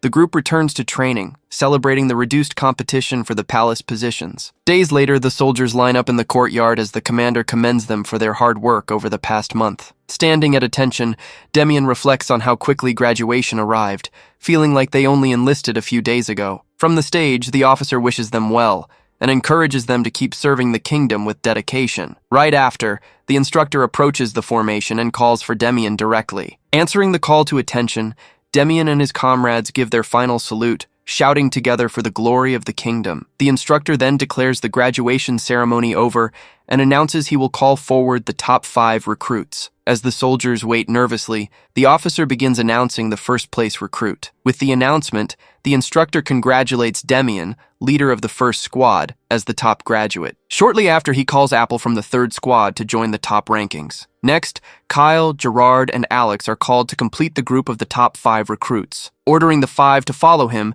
the instructor announces that as a reward, each may select an item from the storeroom. Standing before the large vault doors, the officer explains they can pick any item and calls Demian to enter first. Stepping through the door, Demian thinks with a smile that this long-awaited moment has finally come. Looking around, he quietly notes how well-organized the armory is. Picking up a vial from a shelf, he wonders if these are potions and if there might be other hidden treasures. Concluding there's nothing beyond what he expected, he decides to get what he needs and leave. Walking forward with firm steps, Demian reflects that the item is just as he heard, having caught his attention from the start. Reaching out to the shelf, he smiles as he finally finds the ring he was looking for. He recalls his former subordinate telling him about this artifact, capable of granting temporary invisibility when channeled with mana. Pocketing the item, Demian considers that the other recruits won't even notice it's gone, as none of them can use mana. Next, the instructor calls Apple to pick his reward, and the youth responds promptly as he steps inside. Watching him,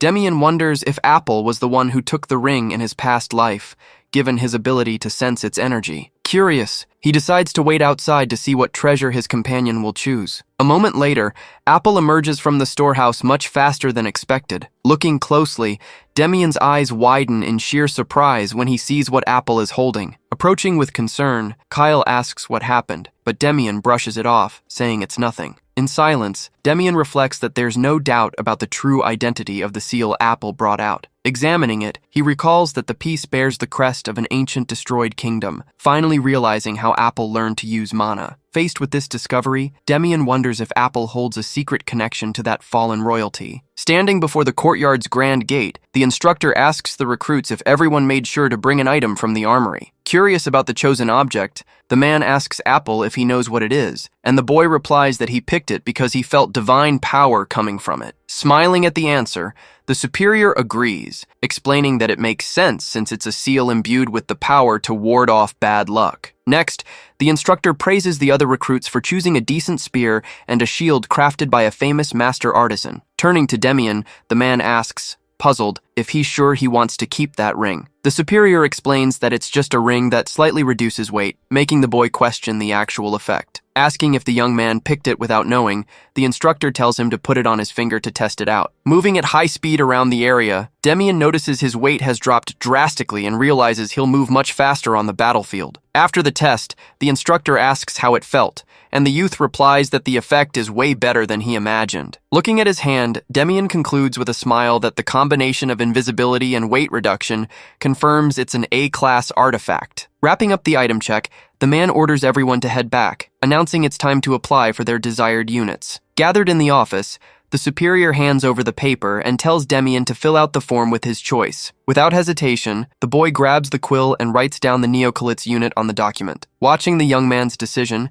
the instructor silently thinks it's a shame, pondering how high Demian could soar if he joined the Order of Knights. Handing the completed sheet back to the man, Demian lets him know he's finished, and the superior confirms as he receives the document. Worried about the choice, the instructor warns that the place is extremely dangerous and tells the young man to be careful, to which the boy thanks him for his concern. The man then praises the recruit's hard work over the past month and says he can leave as soon as the transfer notice arrives in a few days. Right after saying goodbye, the youth leaves the room and closes the door behind him. As he walks down the hallway reflecting on finally heading there, Demian hears a voice calling his name. Turning around, the boy sees Apple approaching and hears his classmates say he found out about his choice from the instructor. Upset, his companion asks why he didn't join the Order of Knights when he has skill to spare, but the youth replies that it's just not where he belongs. Then, Apple reveals that he'll be joining the Order of Knights himself after receiving a recommendation letter from instructor Leonhardt. Patting his classmate's shoulder, Demian praises the decision, reassuring his friend that he'll do great there. Amused by the response, Apple chuckles that the boy is unpredictable for calling a choice wise when he turned it down himself. Taking a serious tone, the recruit ponders the danger of the neocalit's unit and tells his friend to be careful out there. With a firm handshake, Apple assures him that they will definitely cross paths again in the future. With a smile, the boy simply thanks his comrade for the vote of confidence. As he watches his friend walk away down the hallway, Demian wonders if the guy has any idea he's destined to become a great general. He realizes his ally might grow into an even bigger monster this time around, and admits he's eager to see him grow. Turning to head his own way, Demian figures he should say goodbye to the other recruits before leaving. Entering the dormitory, the boy sees his comrades gathered around the room. Right on cue, Kyle rushes toward him, enthusiastically shouting his name. Giving him a warm embrace, his friend admits he thought he'd leave without saying goodbye, but the young man assures him he'd never do that without knowing when they'd see each other again. With a smirk, his ally claims they'll meet again much sooner than Demian thinks. Kyle then calls for everyone's attention so they can hear the final words of their temporary leader. Addressing the squad, the boy thanks everyone for their hard work and encourages them to give their all in their future units. The soldiers erupt in cheers, wishing Demian good luck as they give him a hearty send-off. Later, the young man calmly walks away from the training center, carrying his luggage behind him. Suddenly, a respectful voice calls out his name, stopping him in his tracks. Looking back, intrigued, Demian tries to figure out who would be calling him at this hour. Turning around, he finds Deal greeting him warmly, formally introducing herself as a representative of the Merchant Guild. In a private room, the young woman presents a report detailing how all the investment money will be used. Continuing her explanation, she notes that the terms of the deal allocate 3% of the profits to Demian. Examining the paperwork closely, the boy is impressed by the flawless financial organization prepared by the merchant. When asked if he has any questions, he assures Deal that with such a clear explanation, there's nothing to question. Demian decides to move forward with the deal, mentioning that an employee will bring his insurance money shortly. When she mentions formalizing the contract details, the boy waves it off, dismissing the need for extra formalities. Smiling with confidence, Demian explains that contracts are only needed for disputes, adding that he fully trusts her management. Impressed by such a display of trust, Deal remarks on how truly unique he is. Placing the box on the table, Demian hands over the promised investment funds for her to inspect. Opening the chest, Deal's eyes widen in absolute shock as she gasps his name. Noticing the amount exceeds 500 gold coins instead of the promised 300, she hears Demian explain that it's a reward for her honesty. At this, Deal suggests adjusting the amount in the contract, but the boy immediately replies that there's no need. Demian adds that she could have easily brushed him off because of his age, yet she prepared documents fit for a true investor. Changing the subject, DL notes that he has completed his training and asks which unit he'll be assigned to. Calmly, Demian replies that he's heading west after volunteering for the Neocalit's unit near the Bronzel Forest. Stunned by the revelation, DL asks if he really volunteered, prompting the young man to sarcastically ask if the top recruit would ever be forced to go there. With a playful smirk, Demian jokes that if he dies, the funds will simply belong to the guild anyway. Instantly turning serious, DL tells him not to say such things, warning him that she doesn't appreciate jokes like that. Taken aback by her sharp reaction, Demian silently realizes she's quite sharp and serious when it counts. Deal then asks when he plans to leave, and Demian answers that his journey starts in 3 days. Understanding the timeline, the merchant promises to put his investment funds to good use. Watching her leave with a respectful bow, the young man reflects that the investment matter is finally settled. Rising from his chair, Demian realizes he'll soon be stuck in that dreadful forest and wonders if he should eat as much as he can before then. With that, the boy heads to a bustling tavern to celebrate, raising a mug in a cheer. He then enjoys himself in the city streets, savoring various meat skewers. After making the most of his time, the young man peacefully drifts off to sleep on a stone bench. 3 days later, Demian walks through the forest with his map in hand, checking if it's time to set off. Checking his luggage, he figures he has everything he needs and that all that's left is to hit the road. Suddenly hearing footsteps approaching, the boy turns around, puzzled by what's going on. Spotting the giant figure, Demian asks what he's doing there, while Kyle bursts into loud laughter, reminding him he said they'd meet soon. Suspicious of the situation, the boy begins to wonder if his friend really did what he thinks, while the other simply says his name. Grasping his shoulder firmly, Kyle asks if he really thought their bond would end at the training center. Sliding an arm around Demian,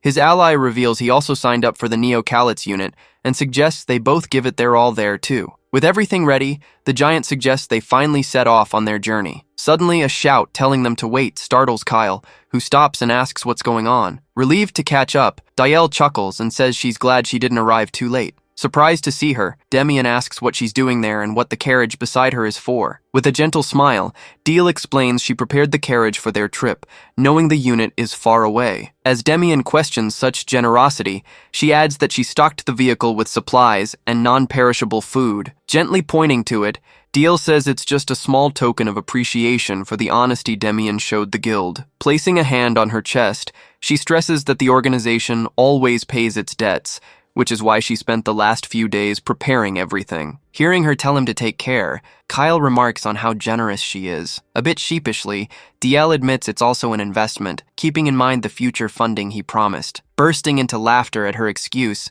Demian jokes that she's a terrible liar and silently thinks about how interesting she is. Saying goodbye to hit the road, the boy waves and promises to see her soon, while DL waves back. Wasting no time, the young man steps up onto the carriage to get inside. Right after, the carriage speeds down the road as the merchant watches them leave from afar. Cruising down the dirt road, the vehicle moves toward their distant destination in the mountains. Complaining about the bumpy road, Kyle admits that walking all this way would have left them completely exhausted. Spolting the garrison through the window, Demian realizes they've reached her call and wonders where the locals are. Leaning back in his seat, the young man figures the population either fled because of the monsters or is in the Bronzel Forest. In fact, most of the region's inhabitants make a living harvesting a medicinal herb called a mancho in those woods. Even though the plant is poisonous and causes high fevers, it becomes a powerful painkiller once refined. Since most of the kingdom's supply comes from there, the locals can't abandon the area despite the constant danger. Stepping out of the vehicle, Demian suggests picking up the pace toward the unit,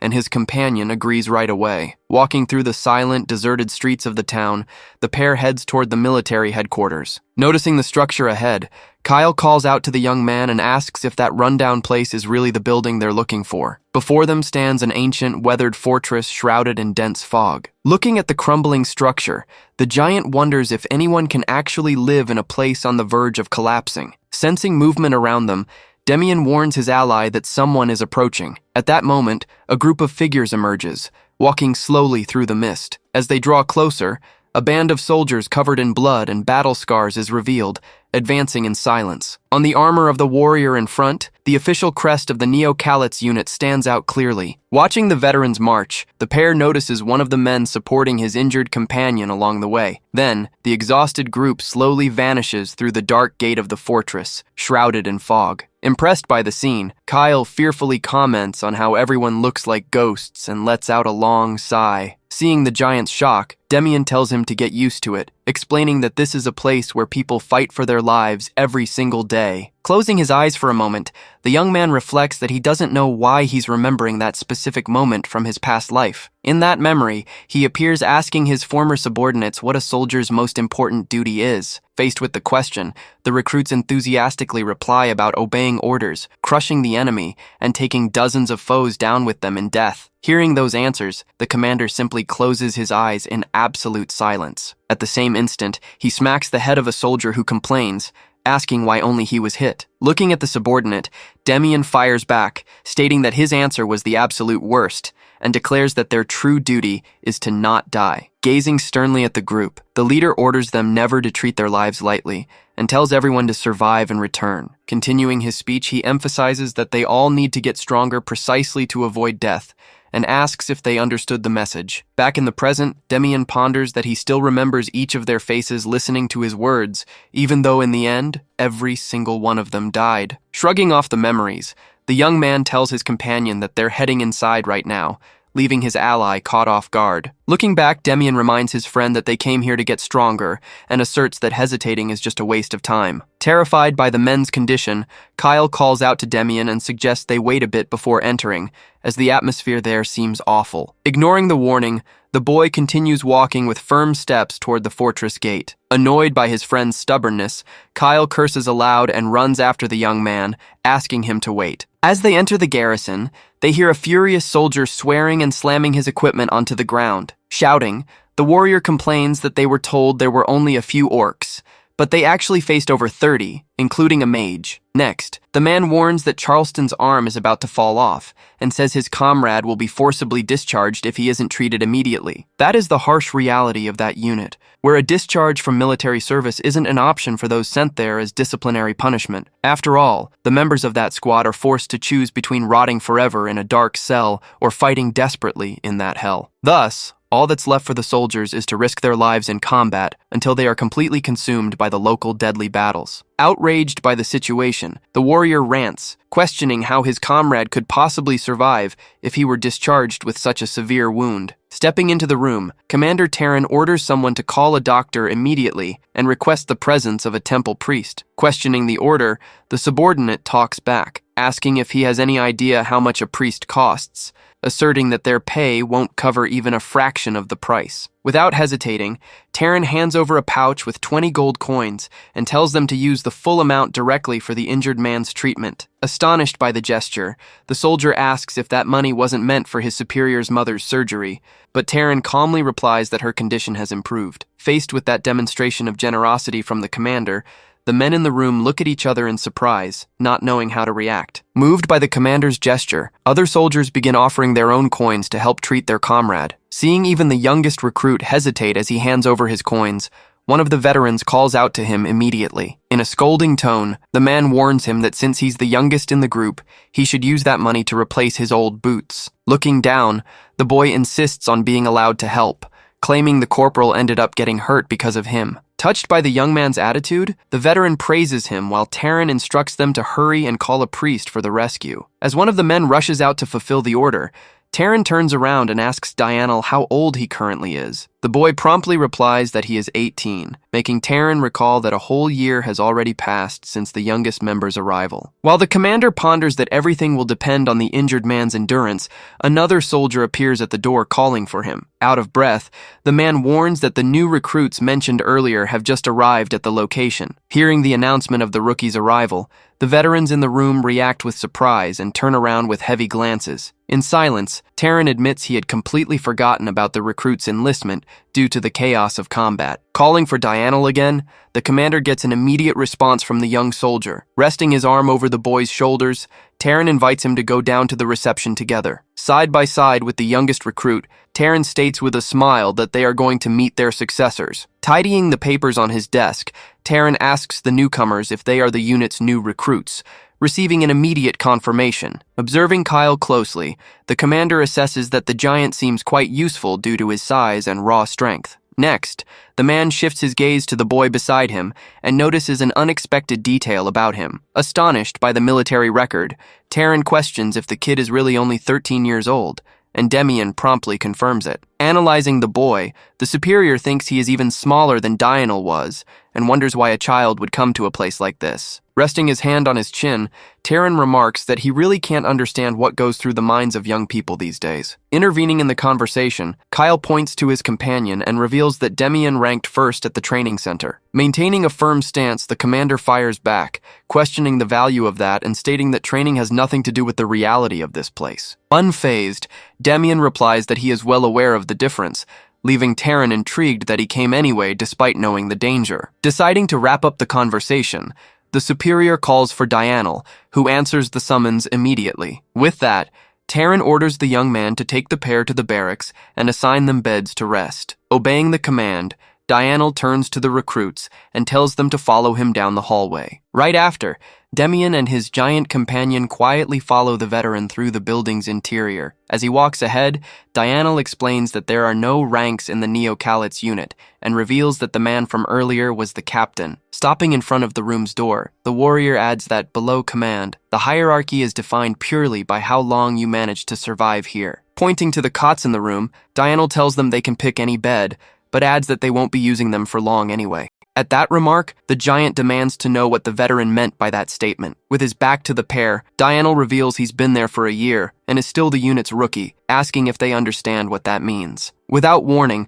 the veteran lands a heavy kick against Kyle's legs. Feeling the painful impact, his companion collapses onto the floor, curled up and begging him to stop. Staring down at the fallen rookie, the veteran lets out a soft sigh. In an intimidating tone, Dianel explains it means that every single recruit who arrived after him ended up dead. Faced with that revelation, Demian simply listens to it all in silence, maintaining his calm demeanor. On his way out, Dianel orders them to unpack their bags and clean the quarters, before he returns to explain the rest. As soon as the door closes, the two recruits are left alone inside the room. Rubbing his injured leg, Kyle complains about the veteran's attitude, while the boy beside him chuckles softly. Finding his partner's reaction strange, Kyle asks why Demian came to this place, only to hear that there was no special reason. With a peaceful smile, the young boy comments that he feels like nothing has really changed compared to the past. Grabbing a cleaning cloth, Demian calls Kyle to start cleaning up, making the giant ask in surprise if he's actually serious. Adjusting the rag in his hand,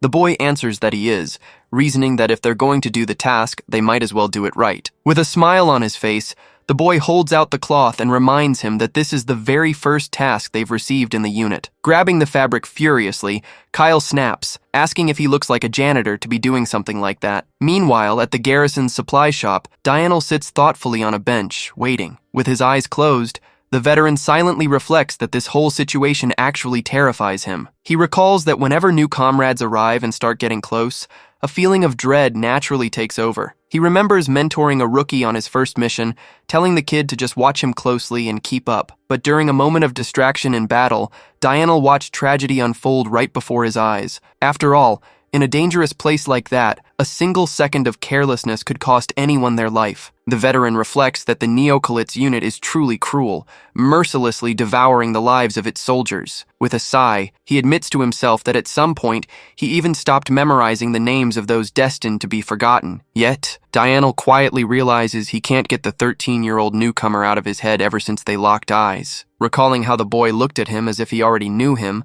Dianel is interrupted by the blacksmith, who announces his spear repair is finished. Thanking him for the work, the warrior stands up to collect his weapon from the counter. The shopkeeper then asks if the kid spotted earlier was a new recruit, and Diana asks if he noticed him too. Looking at his customer, the man comments that he thought the boy was just a clueless rookie from the garrison, but realized he's actually Dianel's new subordinate. With a slight bow, Dianel tells the shopkeeper he'll be back later. On his walk back, the veteran thinks about the rookie, deciding he'll push him hard once the mission is over. Standing outside the barracks, Dianel considers that going too hard on him might ruin his own standing with the unit. Peeking inside the room, he suspects the recruits might have even botched cleaning the place up. In that instant, his eyes widen in total shock at the sight before him. Noticing him at the door, Demian greets the veteran, pointing out with a smile that he's already back. Standing in the spotless, gleaming room, the boy salutes and formally addresses Dianel. Seeing the pristine room, Dianel hears the surrounding veterans praising the impressive job the pair did. Asked how hard he had pushed the rookies, he stammers out that he actually barely did anything. Holding a bucket, Demian explains they hadn't even received official orders to clean yet, asking the veteran to check if anything was missed. Staring at the sparkling room, Dianel wonders why it's so clean when most recruits barely even wipe down a surface. Unable to believe such extreme attention to detail, he wonders if this is some kind of quiet provocation from the boy. Hearing a laugh from the entrance, the veteran turns in surprise to see who's approaching. Letting out a loud laugh,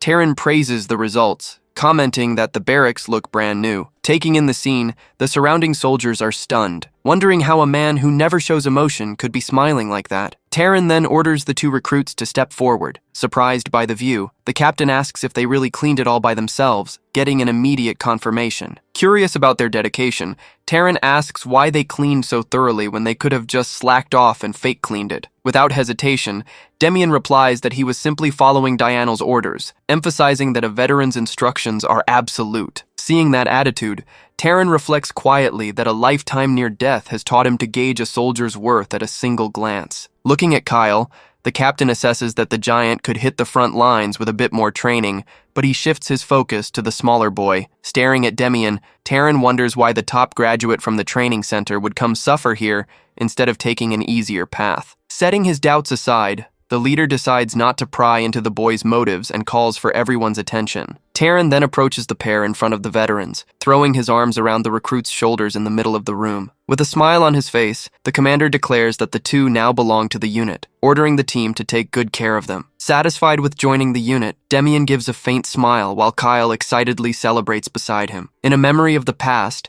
a soldier lying in bed asks Demian when he thinks this war will end, or if it will ever end at all. Hearing the question, Demian calmly replies that the conflict will only come to an end if they decide to surrender. Right after, his comrade closes his eyes and demands that the boy doesn't die before him under any circumstances. Finding the sudden conversation strange, the young man asks if his friend ate something bad, but the other insists they make that promise. Back in the present, Demian reflects in bed that he never actually answered, but in a way, he kept that promise. Moments later, the boy remembers the tragic moment he saw his former comrade fall lifeless on the battlefield. Overcome by a dark determination, the young man charged forward furiously to keep fighting in that war. Striking enemies in mid-air with his spear, Demian concludes that, in the end, he ended up surviving longer than his friend. Opening his eyes in the dark barracks, the young man quietly curses himself for remembering that moment. Realizing he won't be able to sleep anymore after that, Demian decides to get up to practice his mana cultivation. Walking silently through the forest at night, the young man moves through the vicinity of the fortress. Hearing a noise coming from among the trees, the boy wonders who could be training at this hour. Approaching carefully, Demian notices that the figure wielding a weapon there is the veteran Dianel. Watching the warrior's movements, the young man thinks he was already obsessed with training back then, but notices a strange detail. Seeing Dianel exhausted and leaning on his giant blade, Demian wonders why he uses a heavy sword that hinders his greatest asset, speed. Considering that in his past life it took a long time for the warrior to switch weapons, the boy concludes he would get punched if he tried to interfere now. Stepping away quietly, Demian decides not to ruin the good impression he made and prefers to wait for the right moment to bring it up. The next day, before the mountainous landscape, The veterans complain among themselves about the grueling endurance training ahead. While waiting for the captain to arrive, one of the soldiers suggests making a bet on whether the rookies can handle the routine until the end. Excited by the idea, the veterans bet their silver coins, confident the pair won't even survive the morning activities. Overhearing the comments from afar, Kyle gets furious upon realizing they're betting against his abilities and questions their contempt. Observing the scene around him, Demian reflects that no one tries to stop the gambling, noting how disorganized the unit's atmosphere is. Deciding to step in, the boy starts walking toward the group while his companion asks where he's going. Approaching the veterans calmly, Demian asks if he can join the bet, saying it sounds like fun. Surprised by the rookie's arrival, the men mock him, asking if he has money to burn. Confirming his intention to join, Demian replies that he has money and proposes a slight change to the terms. Showing a gold coin in his hand, the boy bets that he will outperform everyone there during the day's training to take first place. Shocked by the audacity of the proposal, the veterans look at the boy suspiciously and ask if he wants to add any more demands. Amused by the recruit's boldness, one of the men just lets out a mocking laugh. Praising the rookie's courage, the warrior accepts the challenge and guarantees the boy will take the whole pot if he manages to defeat them. Then, the men add that if he loses, he'll have to do their chores for a month, telling him to back down if he lacks the guts. Staying calm, Demian points out he's already risking a gold coin and a month of chores, asking if he can add one more condition. Casually, the young man demands a month of free time during training hours if he wins, leaving the veterans outraged by the proposal. Seeing everyone hesitate, Taryn steps in and accepts the deal on the spot, catching the soldiers off guard. Right after, the captain calls out to Dianel to get the senior recruit's attention. Smirking at the situation, Taryn announces that the veteran will also take part in the bet. Seeing the young man hesitate, the captain taunts him, asking if he's afraid of losing to a rookie. Irritated by the provocation, Dianel retorts that he just doesn't want to waste money on such an obvious outcome. Tossing a coin to the young man, Taryn guarantees he will cover his share of the bet. Turning to Demian, the captain confirms he will get the promised free time if he outperforms the veterans in training. Watching the scene, the veterans mutter among themselves, unable to understand why such a scrawny boy was brought to the battlefield. Angered by the rookie's boldness, the men vow to crush his pride and tell the boy to give it everything he's got. Lowering his head in response, Demian silently reflects that everything is going according to plan, and that this bet is about much more than just getting free time. The young man reflects that he needs to shake up this unit consumed by despair, since living without hope destroys everyone around. Cutting off the conversations, Taryn steps forward and announces the immediate start of stamina training. Pointing to a pile of logs, Taryn orders everyone to run, while carrying the wood to the top of the rocky hill. Faced with the order, the veterans protest, complaining that this isn't part of their routine and suggesting they leave the heavy lifting to the rookies. Refusing to accept their complaints, Taryn barks at everyone to stop whining and grab the logs without delay. Next, the soldiers begin climbing the steep mountain, lugging the heavy wood on their shoulders. Panting from the exertion, one of the warriors tries to hold steady under the weight. Trudging forward, the man wonders why the captain suddenly changed the training. Right behind him, another veteran claims the change is because of the rookies, betting they'll give up in no time. However, as he takes a closer look around, the man finds it strange and wonders where the new recruit went. Surprised by what he sees, the warrior refuses to believe the scene before him. Looking up, the man shouts in disbelief, wondering since when Demian had managed to pull so far ahead in the lead. Casual about his ascent, the boy lets out a soft sigh while balancing the log on his shoulder. Glancing at his hand, Demian notices that the special ring also reduces the weight of anything he carries. With a smirk on his face, the youth concludes he made an excellent choice picking up that artifact. Pausing for a moment on the climb, the boy looks back and wonders where the unit's veterans are. Watching the men far behind on the slope, Demian considers that the only one capable of even coming close to him is Dianel. Looking closer, the boy sees Dianel struggling up the slope under the weight of the wood. Gasping for air, the veteran tries to keep his pace so he doesn't fall too far behind. Impressed by his determination, Demian silently acknowledges his comrade's strength, knowing he'll reach the top soon. Watching the smiling boy with the log, Taryn admits he misjudged him, thinking he was just another rookie. Moments later, the young man plants his feet firmly on top of the mountain. Standing beside the log set on the ground, Demian proudly declares he took first place by a landslide. Taking in the scene, Taryn stares at the boy in disbelief that he actually finished the trial first. Seeing Dianel reach the crest utterly exhausted, the captain realizes the rookie has proven far more useful than he imagined. Taryn then shouts out to everyone on the hill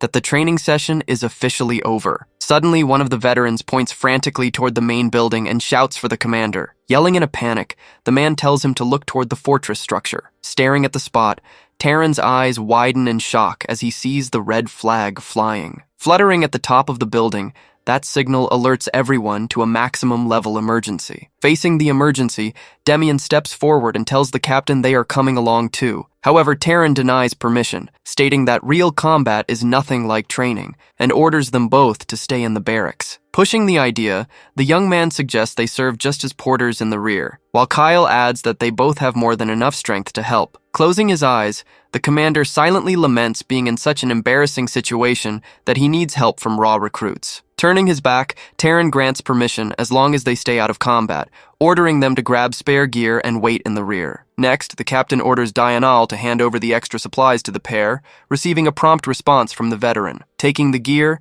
Demian recalls the stories about the Bronsel forest and remembers what the veteran had told him in his past life. Back then, Dianal had revealed that a true demon inhabited that region. Although the boy thought it was an absurd tale at the time, the veteran assured him the creature was no ordinary monster. The warrior recalled witnessing with his own eyes an orc, possessed by this evil force, tear a steel wolf apart effortlessly. Clenching his fists, Dianal explained that the unit had to abandon the entire area due to the extreme danger posed by the creature. With a grim look, the veteran added that if it weren't for that threat, the unit would never have been destroyed in the future. Carrying the heavy load on his back, Demian silently curses his scrambled thoughts amid so much overwhelming information. Realizing this, the boy concludes he needs to see the situation with his own eyes, even if it's just as a porter. At the head of the troop, Terran asks if everyone grabbed their gear and receives a unanimous confirmation from the soldiers. As they march, the captain stresses that in an operation, they must consider every variable and avoid any unnecessary danger. Terran adds that the top priority is bringing everyone back alive,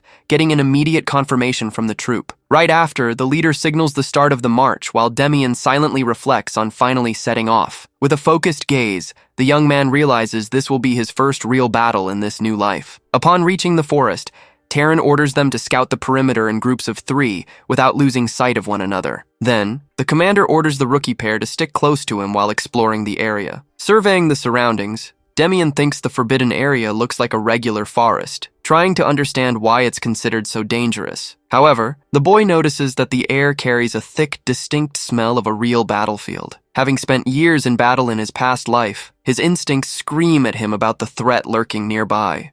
Gripping the shaft of his spear tightly, the young man realizes this environment is dangerous on an extreme level. Suddenly, the sound of a warning whistle echoes through the trees, taking the rookies completely by surprise. Hearing the signal, Terran turns around, puzzled, wondering if the patrol team found something. Dashing toward the scouts, the captain answers the urgent calls of the soldiers ahead. Reaching the spot, the troop is met with a gruesome scene of blood and bodies scattered across the ground. Examining a dropped blade, Terran hears a subordinate find the abandoned weapons strange and deduces the victims were seized by absolute terror. Facing the completely shattered trees, Terran wonders what kind of monster could cause such devastation. When a soldier suggests the culprit might be some kind of bear, Terran shuts it down, stating no creature of that species in this forest could pull this off. Right after, the warrior asks if it could be an ogre, but the commander replies that he doesn't buy that possibility either. At that moment, Demian notices something intriguing lying on the ground just a few steps away. Approaching the spot,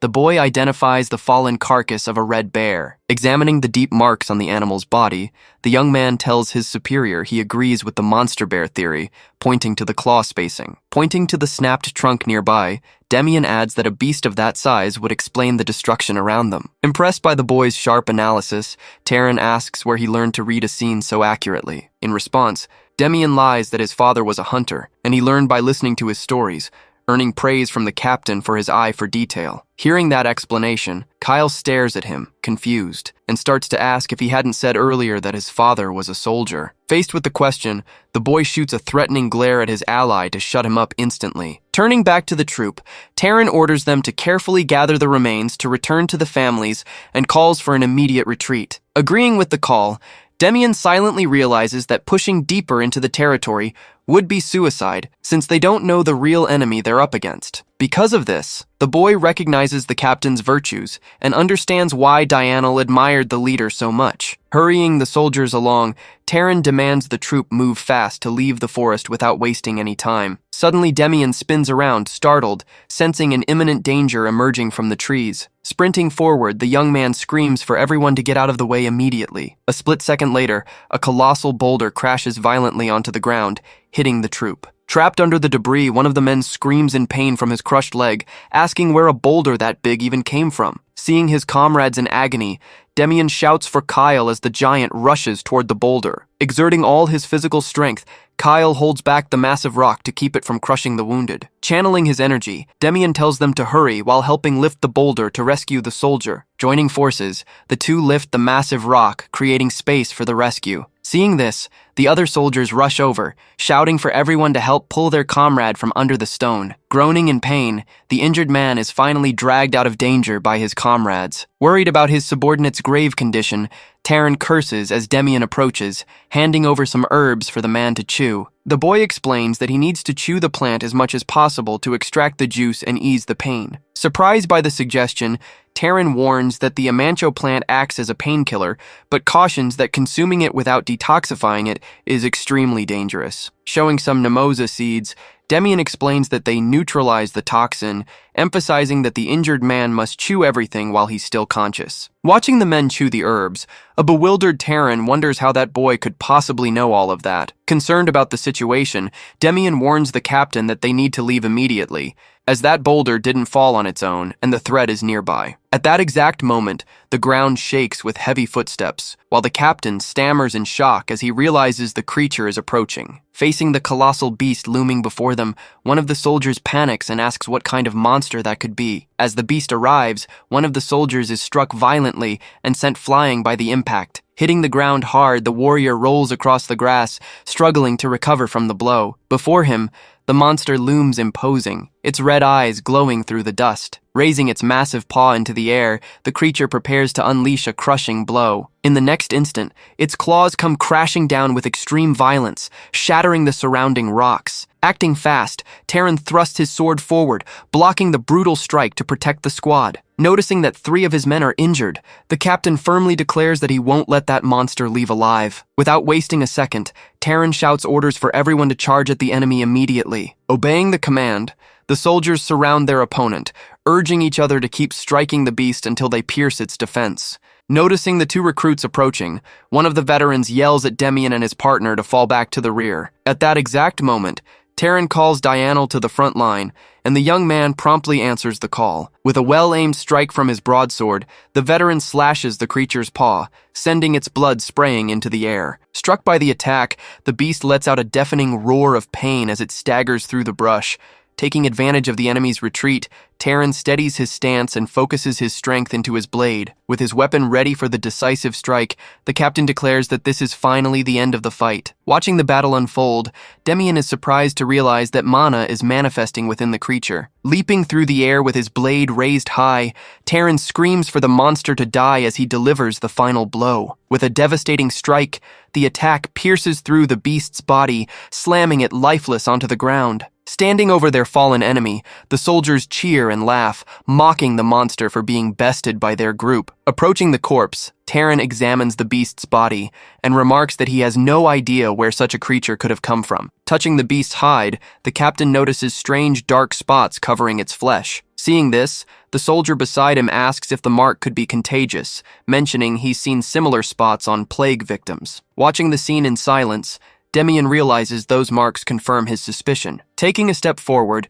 the boy reflects that there is only one reason an abnormal monster like that would appear here. Staring at the carcass, Demian concludes they need to find the exact origin of this threat as soon as possible. Turning to his troops, Taran tells them to stay sharp and orders them to skin the monster to make armor. At that moment, the boy steps in, warning that they won't be able to salvage that creature's hide. Hearing the warning, Taran turns around in surprise, staring at the youth in silence. Approaching Demian, the captain says he is certain the boy knows something important about the situation. Given the explanation, Taran orders them to abandon the carcass and return to base, calling the rookie to come with him. Shortly after, Taryn tells the boy to follow him immediately as they walk through the forest. Upon entering the office, the captain tells him to take a seat, receiving an immediate nod. Then, Taryn asks directly if the youth knows anything about the dark-spotted monster found in the woods. With a serious look, Demian explains that the creature appears to have been corrupted by demonic energy. Impressed by the revelation, the man asks if it's the kind of power used by black magicians, and the boy firmly confirms it. Hearing this, the commander asks if there could be black magicians in the forest, emphasizing that dark magic is strictly forbidden. Keeping his composure,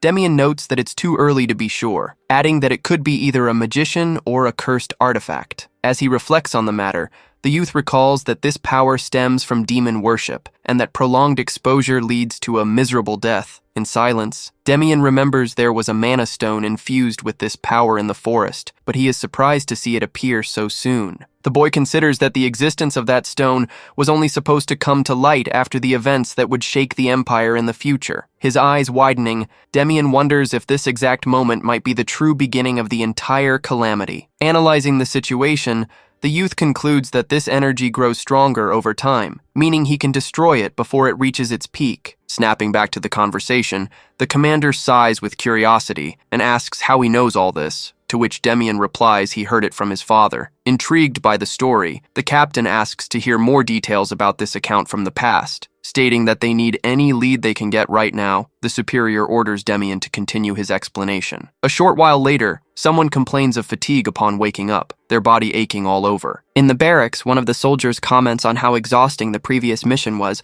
while telling Kyle to get up.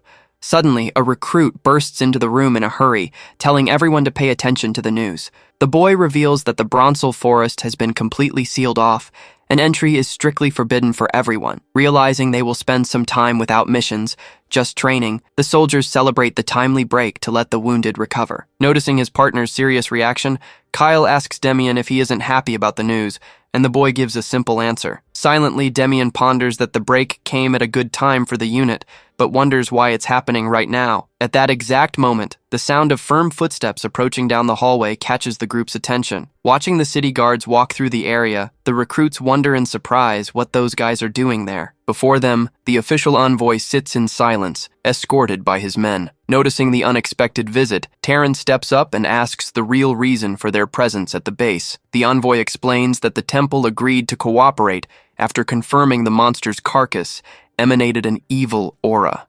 Hearing the confirmation, Taryn reflects on Demian's prediction, wondering if the forest really is linked to demonic energy. Stressing that nothing is set in stone, the visitor announces they will send a priest for a joint search. Finally, the man requests to take the soldier who possesses prior knowledge of this energy on the expedition. Hesitating at the demand, Taryn considers that sending an inexperienced, newly arrived recruit is risky, but the visitor counters by reminding him that it was the boy himself who uncovered the truth. Aware of the consequences, the captain silently recognizes that refusing the offer would result in severe penalties for his unit. With that, Taryn turns to the subordinate beside him and calls for Aaron, who promptly answers his superior. The commander then orders the man to go fetch Demian immediately. Upon hearing the call, the salute for the glory of the kingdom echoes through the walls of the military base. As he enters the room, the boy notices the visitor's attire and wonders what the guard could be doing there. Walking past the men, the youth begins to suspect the real reason behind the summons. Approaching the young man,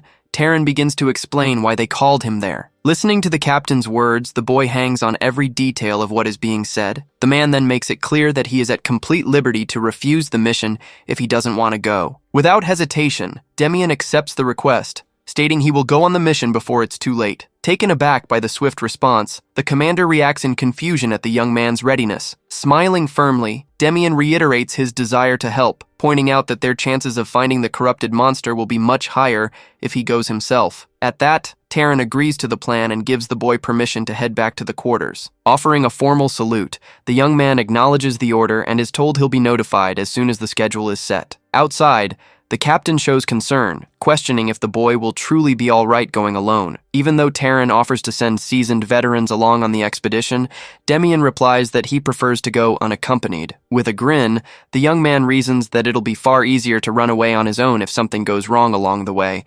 With a stern glare, the commander warns the recruit that direct combat is strictly forbidden during this mission. Smiling with confidence, the boy tells the captain not to worry, promising to take advantage of the trip to gather plenty of medicinal herbs for the unit. Bidding farewell as he walks away, he guarantees he will return to base safe and sound. Letting out a long sigh, Taran remarks to his subordinate that this recruit is truly an extraordinary kid. Shortly after, the search team gathers in the middle of the woods to begin the expedition. At the front of the group, Captain Vassel of the Erkal Guard leads the movement through the area. Beside him, Priestess Claire from the Temple of Adelant marches along in silence. Watching the procession, Demian silently reflects that the suspicion of a dark mage has brought together quite an impressive group. Suddenly, the guard captain turns around and asks the young man if his name is really Demian. With complete composure, the boy confirms it, while the man looks taken aback by his informal tone. Without hesitating, the young man openly asks if there's any problem with that. Demian then adds that since they belong to different units, ranks mean nothing here. So to him,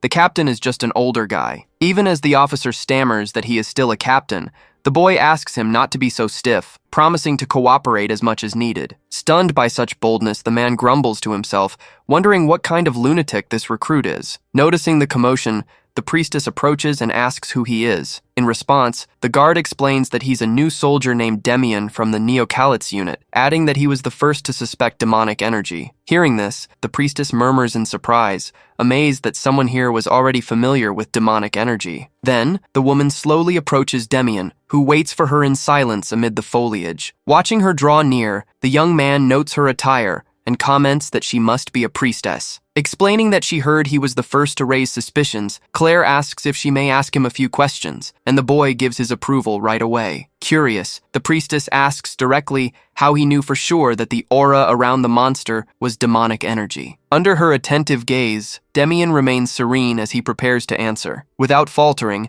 the young man explains he learned it from his late father, prompting Claire to ask to hear a bit more about it. Asking if she managed to examine the beast's corpse, Demian hears her confirm that she saw it alongside the high priest. Continuing his explanation, the young man states he knows most of the creatures in the Bronzel Forest, but notes that this one was entirely different. Demian adds that the creature had dark patches and acted mindlessly, which led him to deduce it was corrupted by evil. Upon hearing this explanation, the priestess asks if this knowledge also came from his father, receiving an immediate confirmation. Satisfied with what she heard, Claire bows slightly and thanks the boy for his kindness in answering. Turning to the guard captain, the woman suggests they move deeper into the territory. Following her advice, the officer barks orders for the troops to push into the woods and report immediately if they spot anything suspicious. With that, the soldiers march in formation through the thick brush, venturing deeper into the forest. As he walks, Demian scratches his head thoughtfully, analyzing the situation around them. Moving along the trail,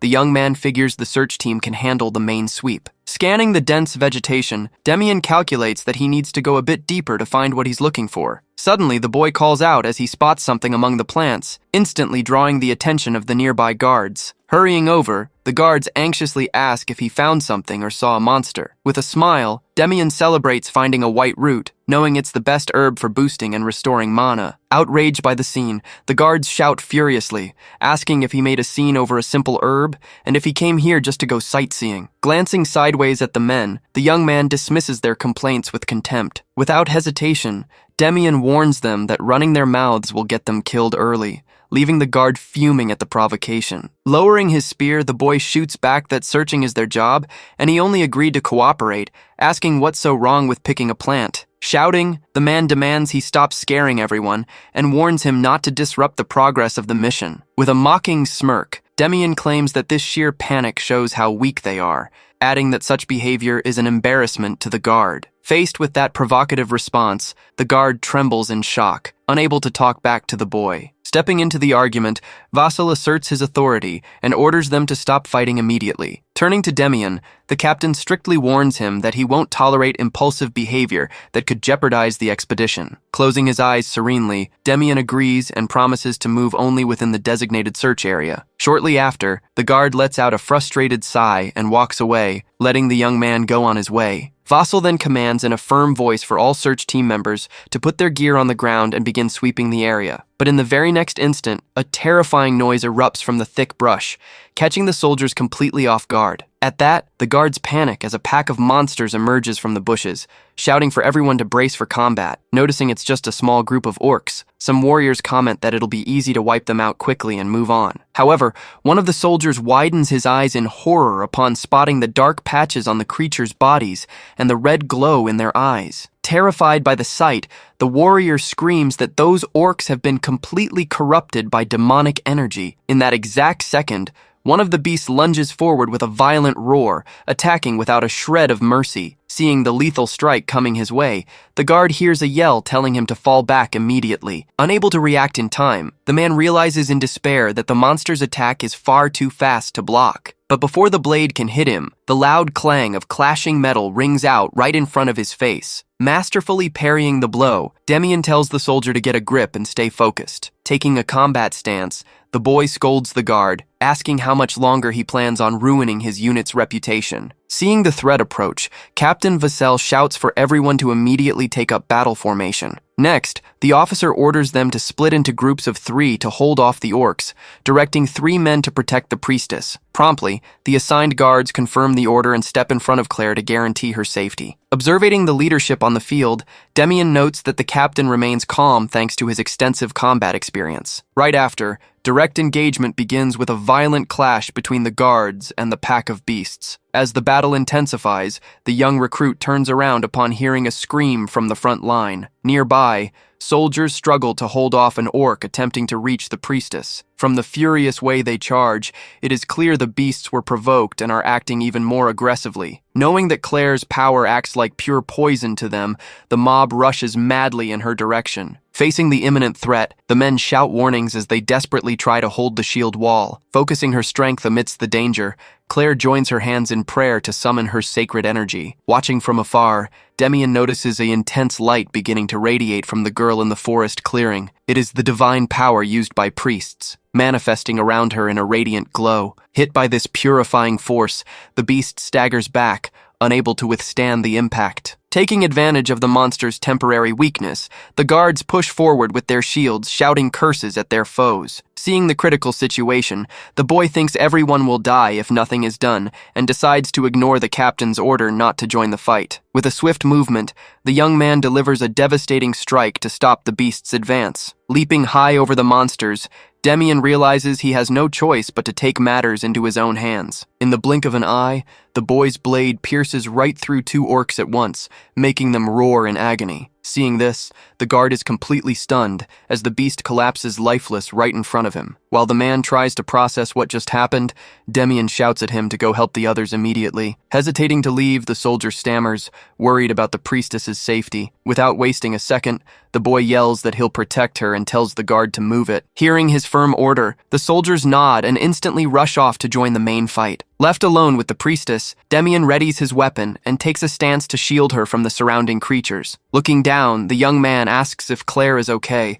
noticing her paralyzed on the ground. In total shock, the woman only lets out a weak murmur, unable to form a single sentence. Holding her face firmly, Demian snaps at her to pull herself together, asking if she wants to get everyone killed. As Claire tearfully denies it, the boy realizes this is her first time in real combat, and that her power earlier was unleashed purely on instinct. Pointing straight toward the front lines, Demian orders the priestess to look at the battle and unleash all her divine power in that direction right now. Hearing his command, Claire nervously nods, promising she'll do as he asked. With that, the girl kneels on the grass and begins to focus her prayers. Gripping her staff tightly, the priestess cries out to the heavens for help, seeing that everyone is in grave danger. Moments later, an overwhelming wave of divine light bursts from her body, washing over the entire area. Watching the scene, Demian is stunned to realize her power rivals that of a high priest. Struck by the holy glow, the beasts howl in pain as their corrupted energy is burned away. Seeing the monsters fall back,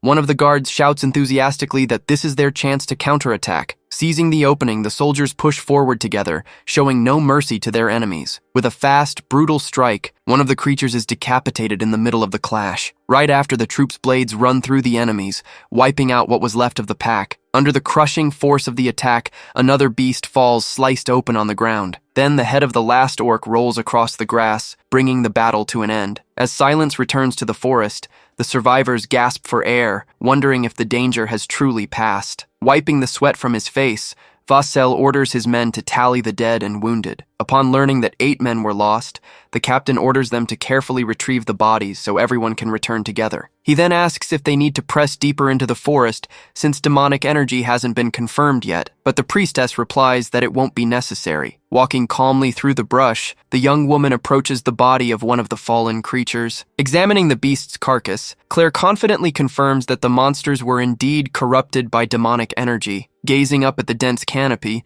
she adds that the forest is tainted and that something far worse must be brewing in its depths. Because of this, she advises that they file an official report and assemble a subjugation force right away. Overhearing the conversation, Demian smirks, realizing that a subjugation force will finally be put together. He considers that the army deployed will be massive, featuring numerous priests and with the Neo-Kalitz unit leading the front line. Just then, one of the city guards hesitantly approaches the boy to get his attention. Looking at the youth, the man sincerely thanks him for saving his life during the battle. Shortly after, the other soldiers bow respectfully to Demian, expressing their gratitude for his help in combat. Scratching the back of his neck casually, the boy tells them to forget about it, saying it was no big deal. Letting out a sigh of relief, Demian looks up at the sunny sky as the dust from the battle settles. Kneeling on the grass, the boy picks up his herb pouch, remembering how hard he worked to gather them for his squad mates. Carefully, he packs away the collected medicinal plants to make sure they stay safe. Walking forward with firm steps and spear in hand, Demian approaches Captain Vassal to let him know he's ready. Then, the boy asks Captain Vassal to go crush the herbalists in Urkal City. Surprised by the unusual request, Vassal reacts in shock and asks what the boy means by that. Demian explains that the merchants charge 5 times more for the plants, taking his entire paycheck. Handing the pouch full of herbs to the officer, the boy asks him to use them to treat the wounded soldiers. Touched by his generosity, Vassel expresses his heartfelt thanks to the boy. Immediately after, the captain barks orders for the troops to fall back, gather the fallen, and tend to the injured. Carrying his gear and spear, Demian pauses briefly as he passes by the priestess. Watching him silently, Claire offers a gentle smile from behind her veil. Returning to the office, the recruit stands before Terran to deliver his report. Paying close attention to his subordinate, the captain asks if anything notable happened during the search mission. In response, the soldier reports that the search went smoothly, but confirms the priestess verified the presence of demonic energy in the orcs. Hearing this confirmation, Terran simply nods in silent agreement at the gravity of the situation. The subordinate then places a small box on the desk, explaining that the captain of the guard asked for it to be delivered. Picking up the small object, Demian asks what it is, but Terran admits he doesn't know what's inside either. The commander adds that the officer sent his thanks, along with news of a major crackdown on herbalists to cut plant prices in half. Hearing this, Demian merely hums with a subtle, satisfied smile. Pleased with the conversation, Terran dismisses the boy so he can return to his duties. Alone in the room, the captain rests his chin on his hand, reflecting on the boy's behavior. Shortly after, another officer remarks that the recruit is far from ordinary, prompting Terran to ask what he means by that. Faced with the question, the man reveals with awe that the boy can manipulate mana. Learning this, Terran thinks about how the kid could have gotten rich selling those plants at market price. The commander recalls the moment Demian handed over the bag full of herbs, asking for them to be used on his injured comrades. With a faint smile, Terran concludes that, in any case, the boy is definitely no ordinary person. Walking down the hallway with the box in hand, Demian wonders what could be inside, hoping it might be a ring-shaped artifact. The young man then opens the small container to check its contents. Looking inside the box, the boy is surprised to find a mana-strengthening elixir. Wondering where the captain of the guard could have gotten something so valuable, Demian happily clutches the gift and decides he'll put the potion to good use. At that exact moment, Kyle sneaks up from behind, asking if something good just happened to his friend. Startled by the sudden approach, the young man throws a direct punch right into the giant's stomach. Feeling the force of the blow, Kyle complains about the scare and asks what the boy just hid inside his coat. Casually brushing it off, Demian replies, "It's just medicine for internal injuries given by the captain," catching his friend off guard by changing the subject to the battle. As they walk down the hallway together, the giant regrets not going along, but the boy reassures him that there will be plenty of fights coming up soon. They then open the door to the barracks and step into a room packed with veterans. As soon as they cross the threshold, the soldiers excitedly swarm them, asking if it's true that Demian gathered a ton of herbs in the forest. Patting his head and pinching his cheeks, the veterans burst out laughing, praising how clever the kid is. Modestly smiling, he explains that town plants were way too expensive, so he gathered some himself with his unit comrades in mind. Just then, Taryn enters the room clapping his hands, calling for everyone's attention to address the recent rumors. Addressing the gathered group, the commander officially announces that a subjugation force will be formed for the Bronzel Forest later this month. Taryn then adds that, aside from morning drills, everyone will have free time, advising the group to use this period wisely. Hyped up by the news, one of the veterans asks the boy what he plans to do with his very first day off. As the soldiers celebrate, Yahello quietly steps away and walks alone toward the barracks exit. Noticing him leave, one of his comrades asks where he's going, only to hear him reply that he's going to train by himself for a while. Before stepping out the door, the veteran glances back sideways at Demian. Watching his squad mate leave, the soldier smirks, commenting that the guy thinks about nothing other than training. Out in the courtyard, Yahello's great sword slams into the ground as his training comes to an end. Panting heavily and resting his hands on his knees, he laments his lack of progress, despite devoting all his time to practice. Recalling their last battle against the beast, Yahello remembers hitting his wall, having managed to land only a single blow on the monster. Clutching his chest in anguish, the warrior realizes he won't be able to move forward if he keeps going like this. Suddenly, the sound of rapid footsteps catches Yahello's attention as he spots the recruit running toward the forest. Following the boy with his eyes, he wonders if the kid is heading back to that same spot again. Watching from a distance, Yahello notices that Demian has been sneaking off to these woods almost every day since he arrived. Then, Yahello recalls the soldiers praising the boy for saving everyone's lives in combat, and wonders if the kid hides a secret. Deciding he has nothing to lose, Yahello marches firmly toward Demian's training spot, sword in hand. Sitting on the grass deep in the forest, the boy rests his spear beside him to begin his session. Taking the small box from his coat, Demian decides it's finally time to consume the potion. He downs the vial in one go, swallowing every last drop of the precious liquid. As energy begins coursing through his body, Demian is stunned to find the elixir holds far more condensed mana than he imagined. Closing his eyes with determination, the boy tells himself to focus so he doesn't waste such a rare opportunity. Gathering all his cultivation, the youth strives to absorb every drop of that power without letting any slip away. As time passes, the darkness of night completely shrouds the canopy of the surrounding trees. Opening his exhausted eyes as he notices the sun setting, Demian asks himself in surprise just how many hours he spent meditating there. Pressing his side, the boy realizes the absorption is slow due to his small core, concluding he urgently needs to expand it. Right at that moment, a sudden voice calls out to Demian, catching the boy completely off guard. Looking up, the young man hears Yahello ask why he's been meditating in a place like this for so long. Annoyed by his own carelessness,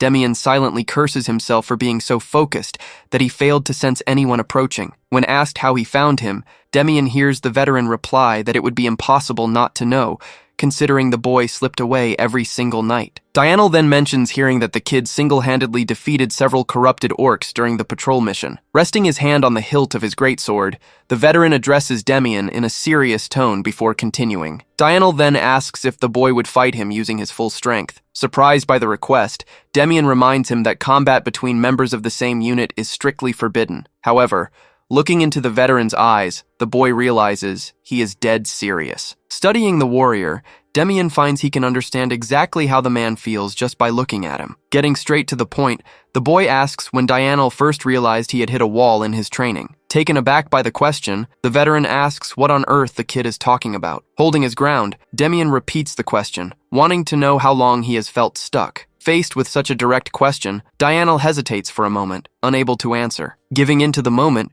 the veteran confesses it's been about 3 months since his skills stopped improving, as if they were blocked. Nodding in agreement, the boy replies that he understands that feeling all too well. Demian adds that he also knows what happens to those who don't receive proper guidance at such a crucial moment. Concerned about the rules, Yahello warns that the others won't let it slide if they get caught fighting, but suggests they just make sure nobody finds out. Taking his stance with his spear, Demian warns the veteran that he might end up seriously hurt. Lifting his heavy sword, Yahello states that's exactly what he wants, warning that he won't go easy on him. An instant later, the violent clash of their weapons echoes through the forest, kicking off the duel. Reaching out toward his opponent, Demian agrees to the duel and tells the veteran to bring everything he's got. As they walk through the fortress, the subordinate praises the captain for the meeting and notes that the subjugation mission looks like it's going to be quite tough. In response, Terran states that they have to pull it off either way, since a good outcome will greatly benefit the unit. The warrior agrees with his superior,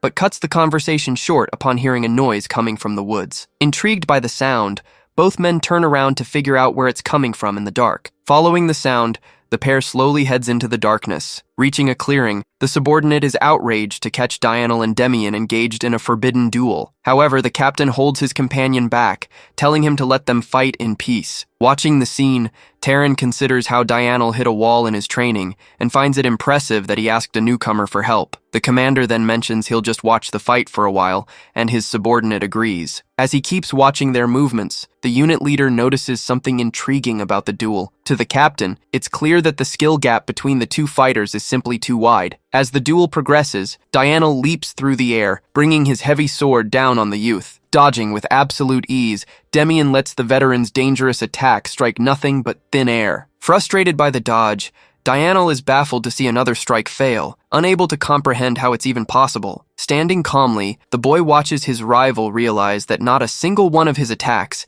has even managed to reach him. Faced with his failed strikes, the warrior feels like the youth is predicting his every move perfectly. Seeing his opponent's reaction, Demian remarks that his thoughts are written all over his face, and that he must be wondering why his attacks aren't landing. The boy breaks it down, explaining that while his rival's greatsword packs massive destructive power, its weight makes every strike predictable and simple. Demian then acknowledges the veteran's talent for handling a weapon that basically functions like a heavy chain so well. However, the youth points out that clinging to that blade just because the unit fights monsters will eventually wreck Dianel's body balance. Gripping the shaft of his spear, the boy realizes words won't be enough to convince him, deciding instead to make him feel the truth firsthand. Wreathed in an aura of energy, Demian considers using the mana he expanded earlier with the help of the elixir. With that, the boy surges forward at high speed, lunging straight for his opponent. Noticing his approach, Dianel realizes the energy of the fight has completely shifted. Grit his teeth,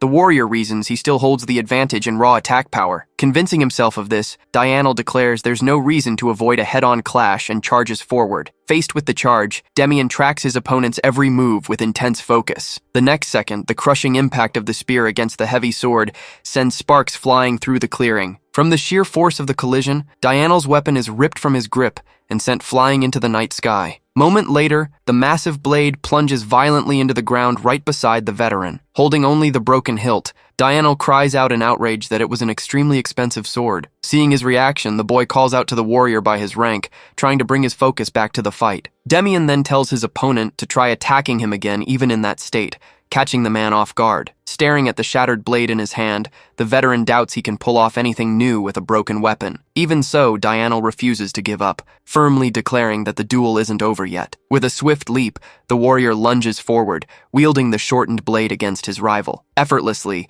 Demian steps past the low strike with a simple shift of his spear. Noticing how easily the attack was brushed aside, the opponent's eyes widen, completely unable to make sense of what just happened. Flowing through the motion, Dianel realizes with astonishment that his body feels remarkably lighter and more agile wielding the smaller weapon. Seeing this realization dawn on him, the boy asks if the veteran is finally starting to get his point. Demian then explains that the greatsword was far too oversized and heavy for him, making it much better suited for someone like Kyle. Staring at the blade in his hands, Dianel realizes he's spent all this time using the wrong type of gear. Starting to walk away, the boy offers to buy him a new sword as an apology, leaving his companion in disbelief. Confirming the promise with a smile, Demian quietly thinks that winning the warrior's loyalty for that price is a great deal. Looking out at the night over the garrison, the young man agrees that they will go together to pick out the new gear during their free time tomorrow. The next morning, the duo heads to a famous workshop in town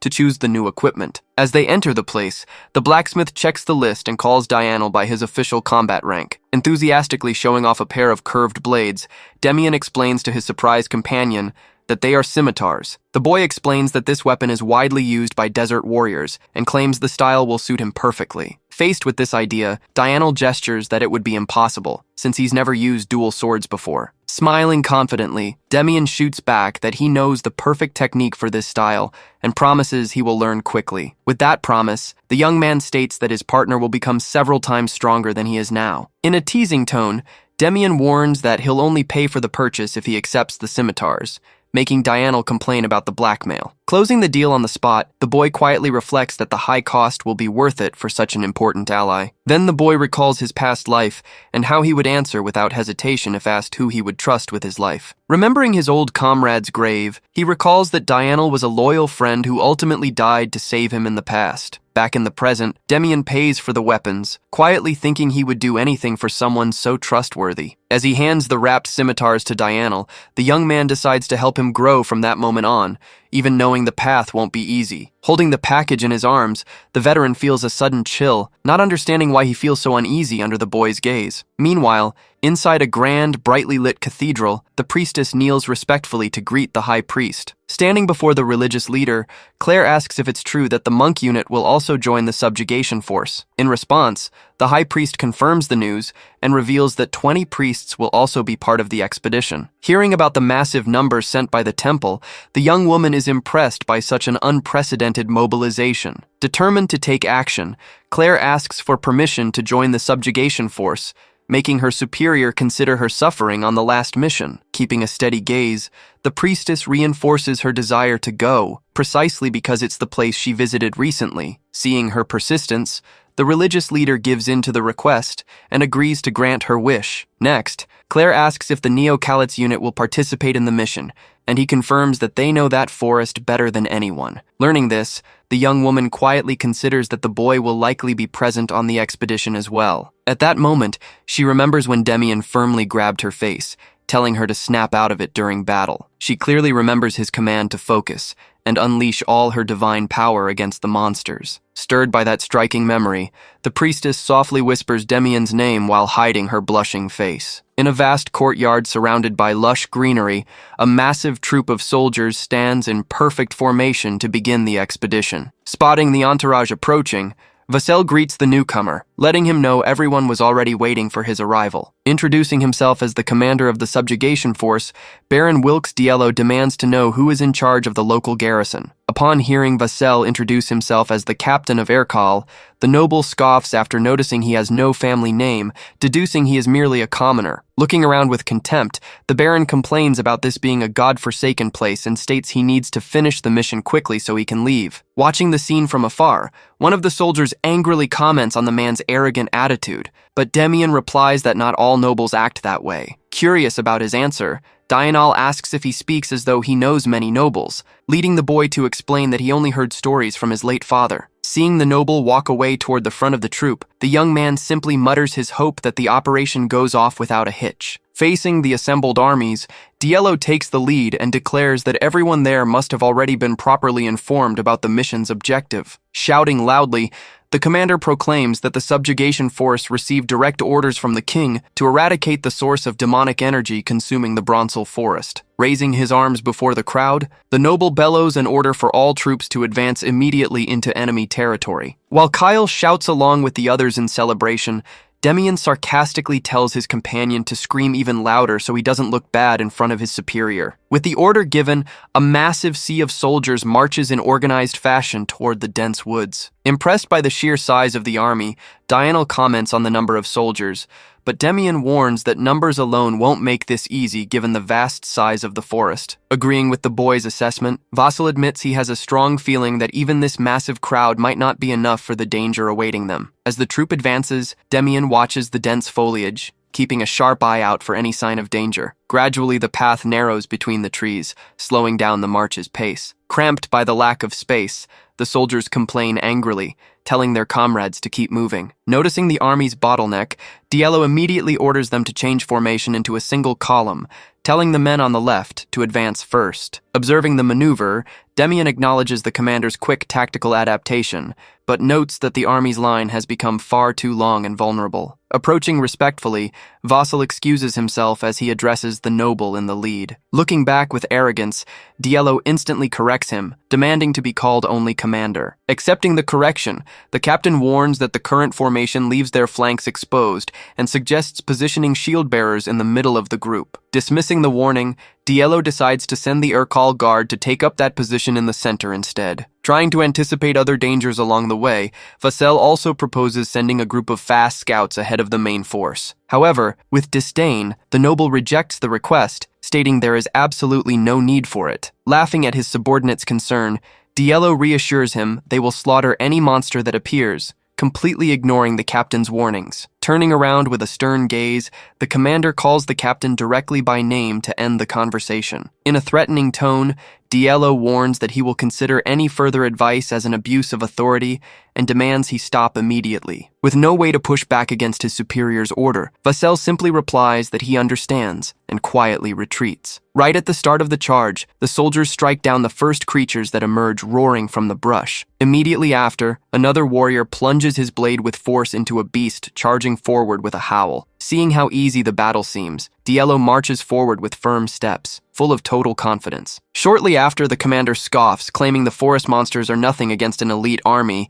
questioning why they hadn't conquered the area sooner. Meanwhile, in the rear, Demian notices his companion's hesitation and asks what's wrong. The giant replies that he smells a disgusting stench of rotting flesh in the air. Intrigued, Kyle wonders where that odor is coming from and asks the boy to hold on a second. Pointing directly at the ground, the recruit questions if the smell is coming from right beneath them. Seeing his ally's reaction, Demian readies his spear and shifts his full attention to the ground. His eyes widening in shock, the young man instantly recognizes who those tracks belong to. At that exact moment, several massive holes begin to tear open in the forest floor. Realizing the impending danger, Demian screams for everyone to look at the ground, warning them of the threat rising from below. Before the soldiers can react, the earth explodes beneath the troops' feet, blasting everyone into the air. From the ground emerge fierce, short-furred creatures with pig-like snouts, known as morks. As the warriors yell to watch the flanks and demand to know where so many monsters came from, Demian realizes that this entire ambush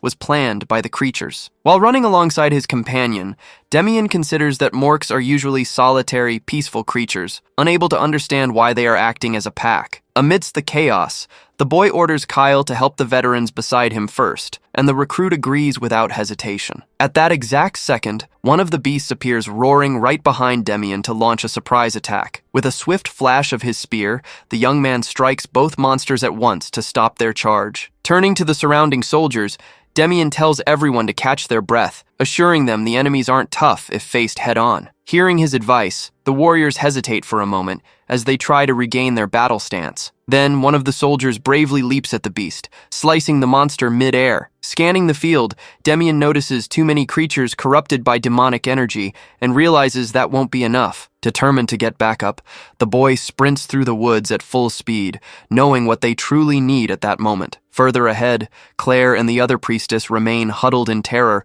amidst the surrounding chaos. Suddenly, rapid footsteps approach, startling both women. Appearing before them, Demian orders the priestesses to follow him quickly, and Claire instantly recognizes the young man. Guiding them along the path, the boy asks the priestess to unleash her divine power in that direction, just like she did in the previous battle. Determined to help, Claire promptly replies that she'll do her best to fulfill his request. Clasping her hands in prayer, the young woman begins to channel all her holy power to contain the threat. With that, an overwhelming wave of sacred energy bursts from the priestesses, illuminating the surrounding woods. Feeling the purifying force, the monsters howl in pain, while the soldiers watch the scene in awe. Seizing the opening, the warrior shouts at the top of his lungs for everyone to attack immediately and eliminate the creatures. Following the order, the soldiers charge together, landing lethal blows on the weakened beasts. With the force of the assault, the final creature is destroyed and collapses to the ground. Still panting among the corpses of their enemies,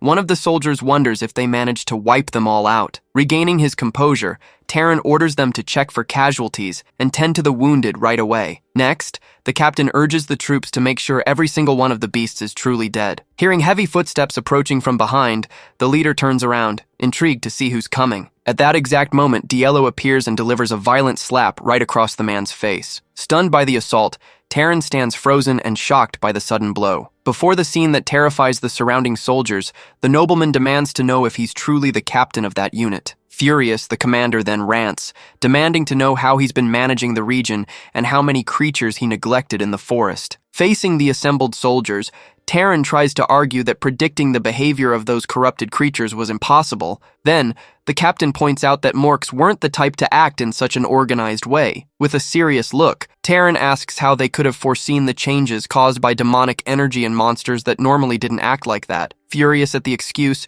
Yahello shouts that they should have scouted ahead and screams that ignorance is no excuse. Pushing back against the accusations, Terran reminds him that the guard captain had warned about needing to scout, emphasizing that the noble himself said killing the beasts was enough. Outraged by the response, Yahello asks if the captain wants to die, until the priestess steps in and tells them to end the argument. Approaching with her staff, Claire explains that the entire forest is poisoned by demonic energy, and that the area has gained a kind of consciousness. When asked what that means, the priestess warns that the forest may have recognized the army as an enemy, warning that strange things will start happening. Ignoring the sacred warning, Yahello snaps that this doesn't excuse the unit's mistakes, making Claire anxious about his attitude. Harshly cutting her off, the commander tells her to stay out of it, threatening to file a formal complaint with the temple if she interferes again. Turning to the soldiers, the noble announces that disciplinary actions will be decided after the expedition, ordering everyone to do their part if they want to stay alive. After that,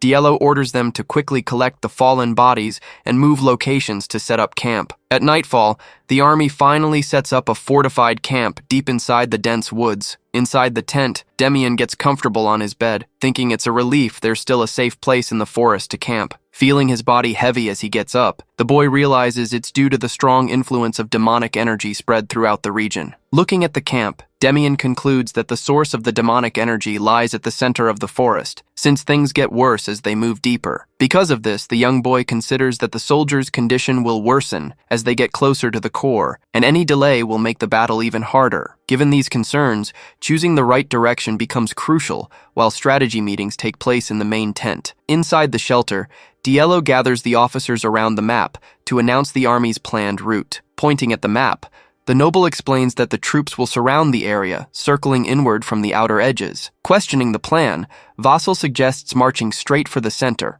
while Terran agrees, warning that a delay will only increase the monster's corruption. Facing pushback, the commander snaps back, asking what would happen if that assumption turned out to be wrong. Leaning over the table, Yahello demands to know if they will take responsibility and risk their own lives if the source isn't actually there. Turning his back, the noble tells the officers to stop interfering when they don't understand the complexities of command. Stepping into the argument, Claire states it is almost certain the energy source is at the center, given the higher concentration found along the path. Right after, Vassal stresses that the expedition has already lost over 100 men on day 1, and delaying the advance will only cost more soldiers. Pressuring his superior, the officer asks him to listen to the priestess and eliminate the central source before dealing with the edges. Crossing his arms, Yahello fires back that his strategy is the safest option to avoid sacrificing men on a forced march. Raising his voice, the commander asks if they are accusing his plan of mistreating the troops, declaring that dying for the kingdom is a noble sacrifice. However, an armored gauntlet raised in front of Yahello suddenly cuts him off. Stepping in,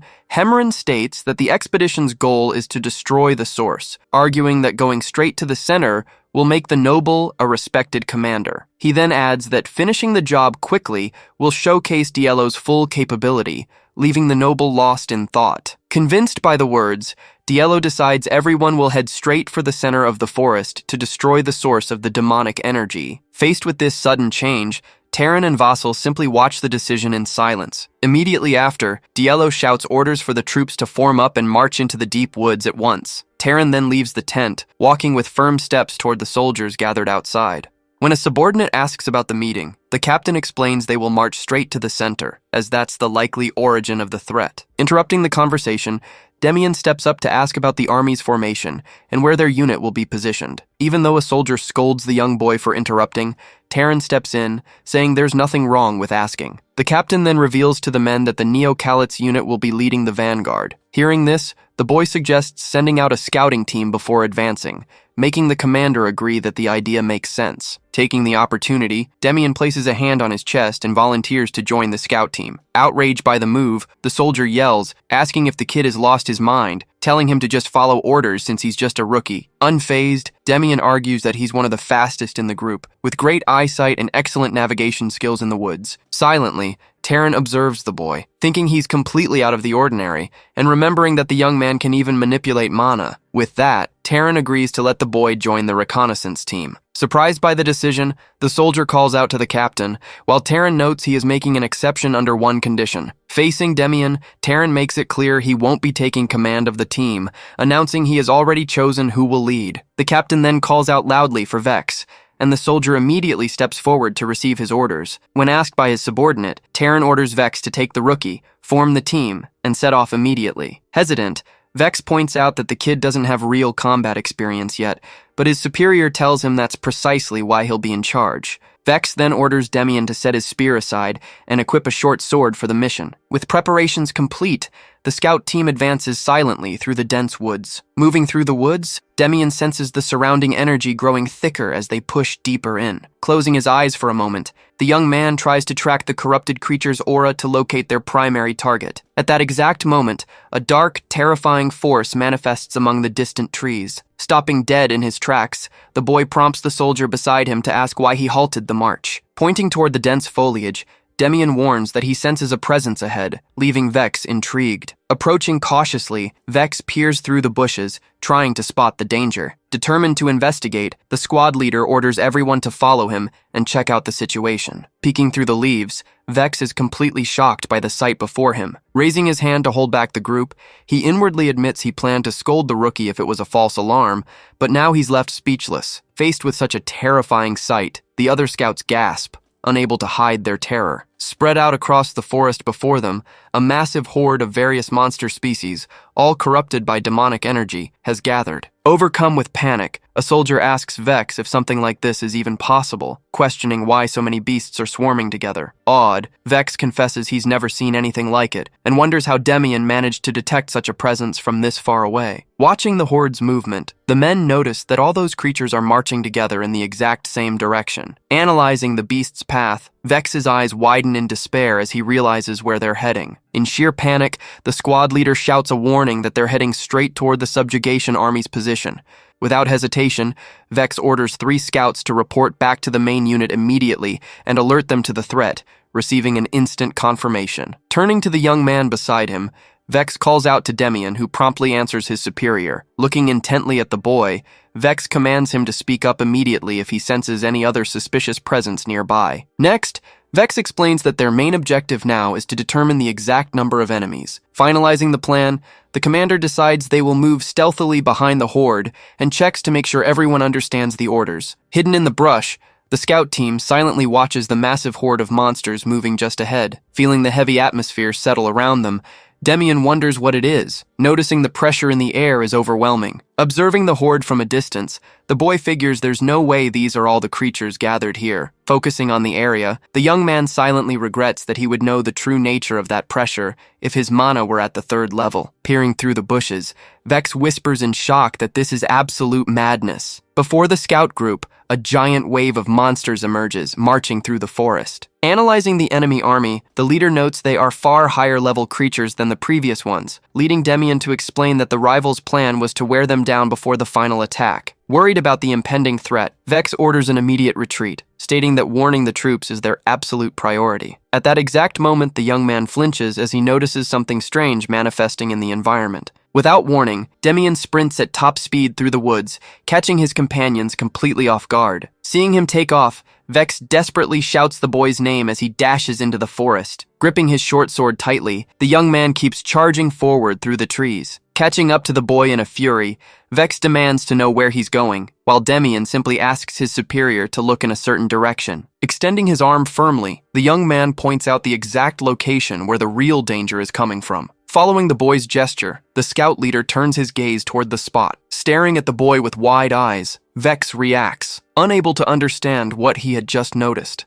Facing the ravine consumed by a dark aura, the man asks in awe what that could possibly be in front of them. Meanwhile, the horde of creatures surges furiously against the main army in the middle of the forest. In the thick of battle, Terran wonders in surprise where so many monsters came from, relieved he prepared the troops thanks to the scout group's report. Defending against the onslaught, a soldier anxiously asks if the search team will be safe, receiving assurances that Vex's presence would keep everything under control. Taking advantage of the purifying light, the priestess yells for everyone to attack the enemies while they're weakened. Empowered by the prayer, the warriors charge furiously, striking down the beast without giving them any room to react. As the direct clash subsides, Terran catches his breath, trying to regain his strength on the battlefield. Suddenly, one of the soldiers screams in desperation, warning the commander about a monster appearing right behind him. Without giving him time to react, the beast raises its axe into the air, ready to deliver a fatal blow. In that same split second, a sharp blade strikes the creature straight in the head, cutting its attack short. Landing nimbly beside the corpse, Demian retrieves his weapon after neutralizing the threat. Running over to his superior, the boy asks if he's okay, leaving Terran stunned by the rookie's sudden arrival. Reaching the spot out of breath, Vex reports to Terran that the team finally located the aberration consumed by demonic energy. Stepping forward into the conversation, Demian intervenes to add that there's a crucial detail in that report. Leaning into his superior's ear, Demian whispers a vital piece of information about the situation in secret. Given what he just heard, Vex immediately demands an emergency meeting with the commanders. As soon as the officers gather, the scout reveals that the team found the aberration consumed by demonic energy. Vex then warns that there's a major problem with that discovery, leaving everyone present intrigued. Introducing the recruit to the group, he explains that Demian was responsible for locating the threat and offers to give the report. Taking the floor, the young man reveals that the aberration in the center of the forest is actually a person-sized crystal. The boy adds that over 100 high-level monsters, like trolls and black bears, are guarding the artifact. Hearing the report, the soldiers express absolute shock at the sheer number of powerful creatures gathered at that point. Realizing the danger, Vex advises an immediate retreat to avoid a slaughter, but Yahello questions whether elite troops should really run from simple monsters. Outraged by the disdain, the scout shouts back that a single black bear takes 10 soldiers just to keep at bay. As Yahello rages over the audacity of his tone, the man counters that it's the commander who fails to grasp the severity of the situation. The scout emphasizes that the contamination empowers the beasts so much that the troops would struggle even against a simple goblin.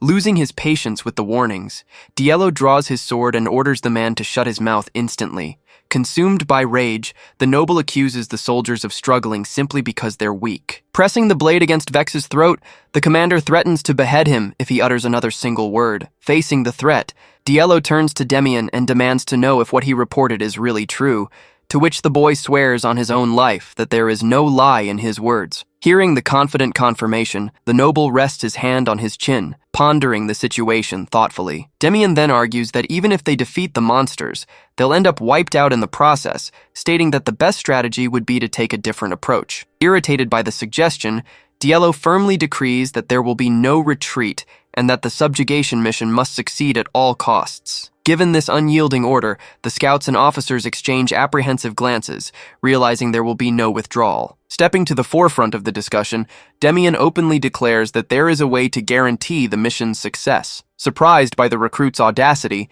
Yahello asks in confusion what the boy is trying to say by that. Maintaining a firm stance, Demian explains that the army lacks the power to withstand a frontal attack from the beasts, but highlights that it's possible to take the initiative before they advance. When asked how they would carry out such a strike, the young man suggests forming an elite squad to destroy the crystal before the horde arrives. Intrigued by the proposal, Vex asks the boy if he truly believes that's viable, and the young man replies that the strategy is worth a try. Intervening in the conversation, Terran asks if there were other corrupted monsters around the artifact, and Demian promptly confirms their presence. Lost in thought over the danger, Terran considers that a small unit won't have the strength to kill so many beasts, especially with a giant monster that surpasses the power of an ogre. Facing this obstacle, Demian figures they just need to draw the monster's attention without trying to kill them, while a team destroys the central crystal. Reflecting on the idea, Yahello ponders aloud the strategy of luring the creatures away and smashing the artifact to pieces. Turning to the scout leader, the commander asks Vex for his opinion on the young man's plan,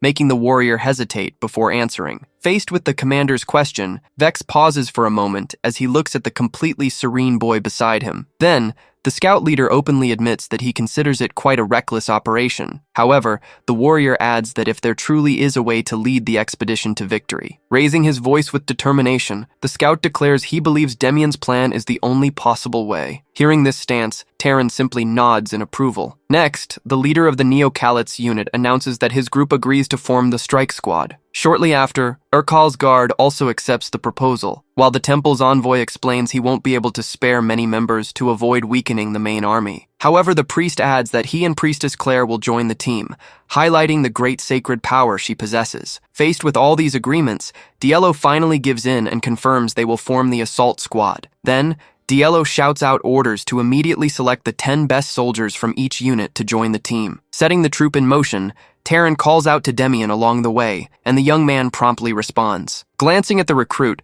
the captain informs him that he will be part of that elite group. With a confident smile on his face, Demian wields his spear and enthusiastically confirms he will carry out the mission. In front of the clearing, the subjugation force troops fall into formation to begin their advance. Noticing the boy in the group, the guards mockingly ask if the Neocalites unit was so short-staffed they had to bring a kid. Surprised by the comments, another warrior steps in, explaining that this young boy was the one who found the corrupted abomination and planned the entire operation. Approaching with a stern look, Vice Commander Burltos scolds the men, asking if they really think they have time for jokes during such a dangerous mission. As the terrified soldiers apologize to their superior, Demian watches the scene, thinking that the Vice Commander seems quite useful and familiar. Soon after, Terran approaches, asking where they should enter the woods, and Demian replies that he knows the way and will lead the group. The young boy then warns that he will take the fastest route to avoid monsters as much as possible, asking everyone to follow him closely on the difficult path. Hearing the instructions,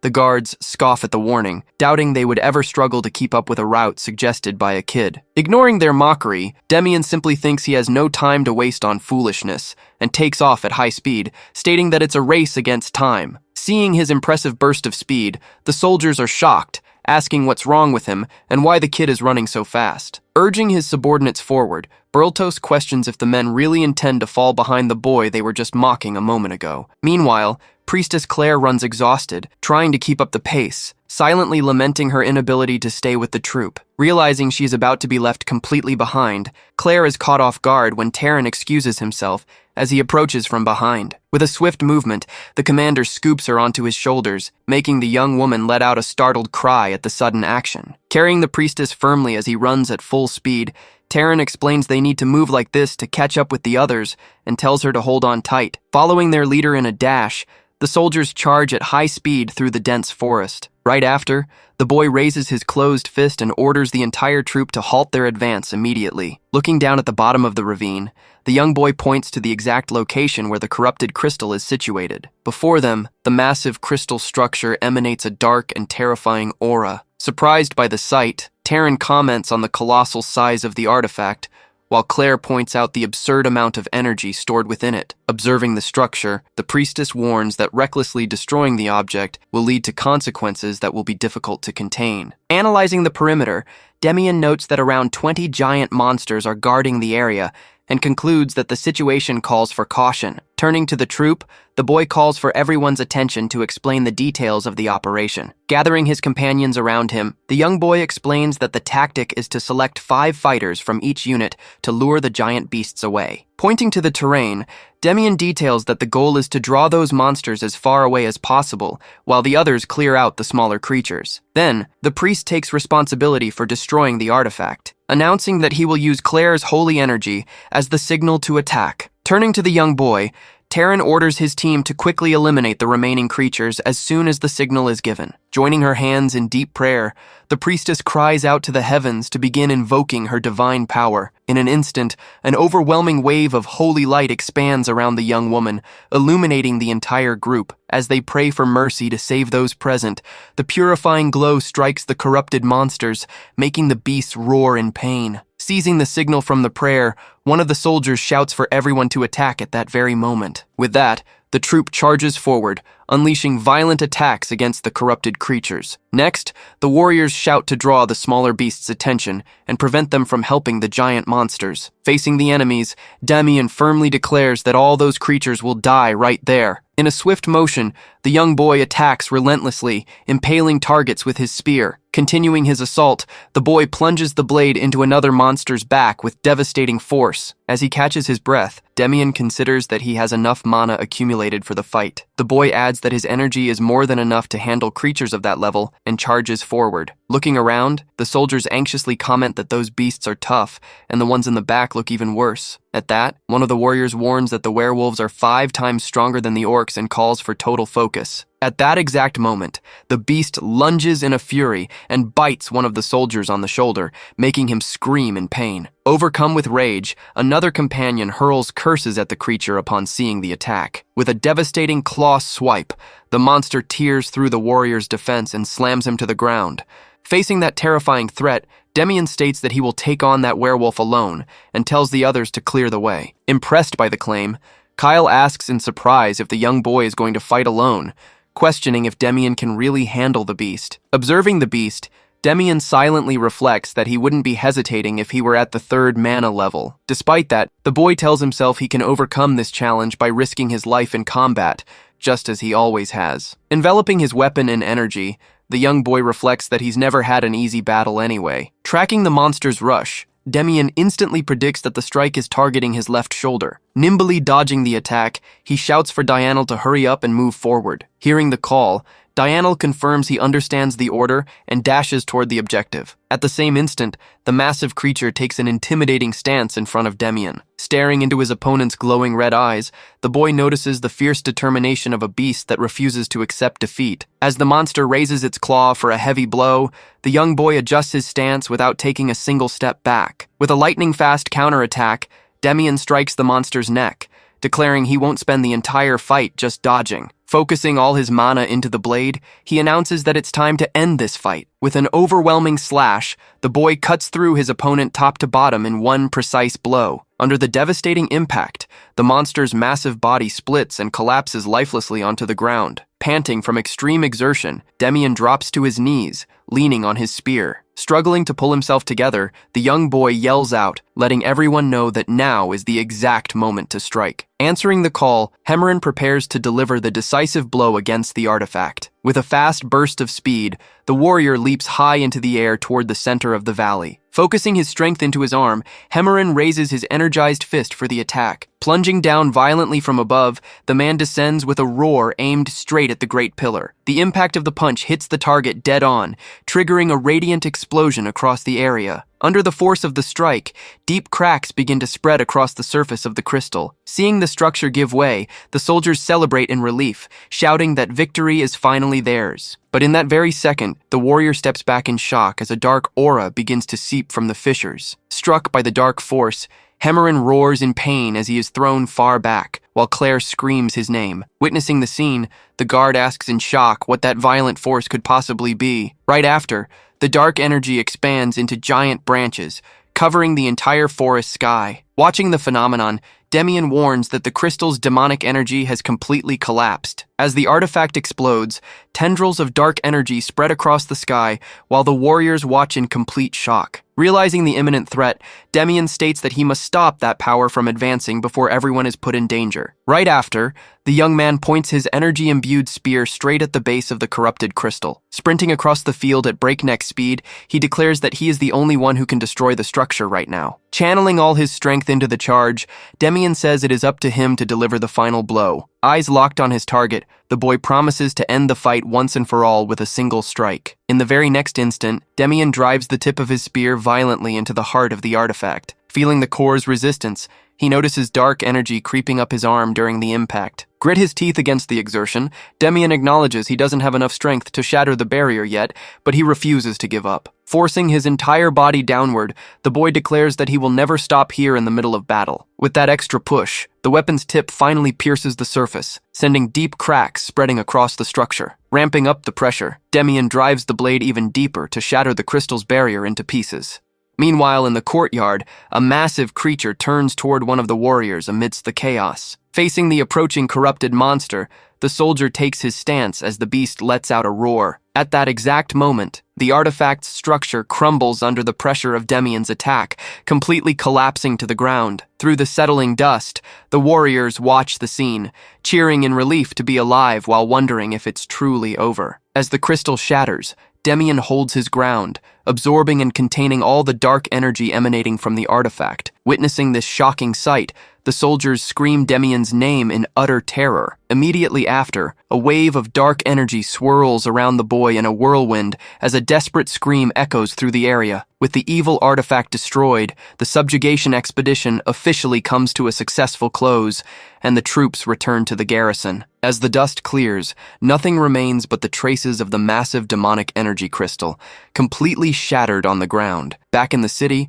the survivors gather silently at the cemetery to pay tribute to their comrades who fell in battle. Shortly after, the soldiers celebrate the mission's success, raising their mugs in a lively toast at the tavern. Raising his glass before the feast, Yahello congratulates everyone for their efforts and expresses gratitude for their performance in the difficult mission. The noble then announces that the families of the fallen will receive financial compensation, instructing each unit to identify their casualties. Approaching the injured warrior, Yahello asks if he is recovering well and listens, as the soldier replies that divine power helped him overcome his wounds. Changing the subject, the commander clears his throat softly to get the attention of everyone in the room. Bowing in a gesture of respect, Yahello apologizes for underestimating them before and admits that victory was only possible thanks to them. Hearing the apology, Taryn and the other officer calmly reply that it's all right and there's no need for that. Finally, Yahello smiles with satisfaction, announcing that both units will receive special rewards for their deeds in the expedition. While the celebration continues,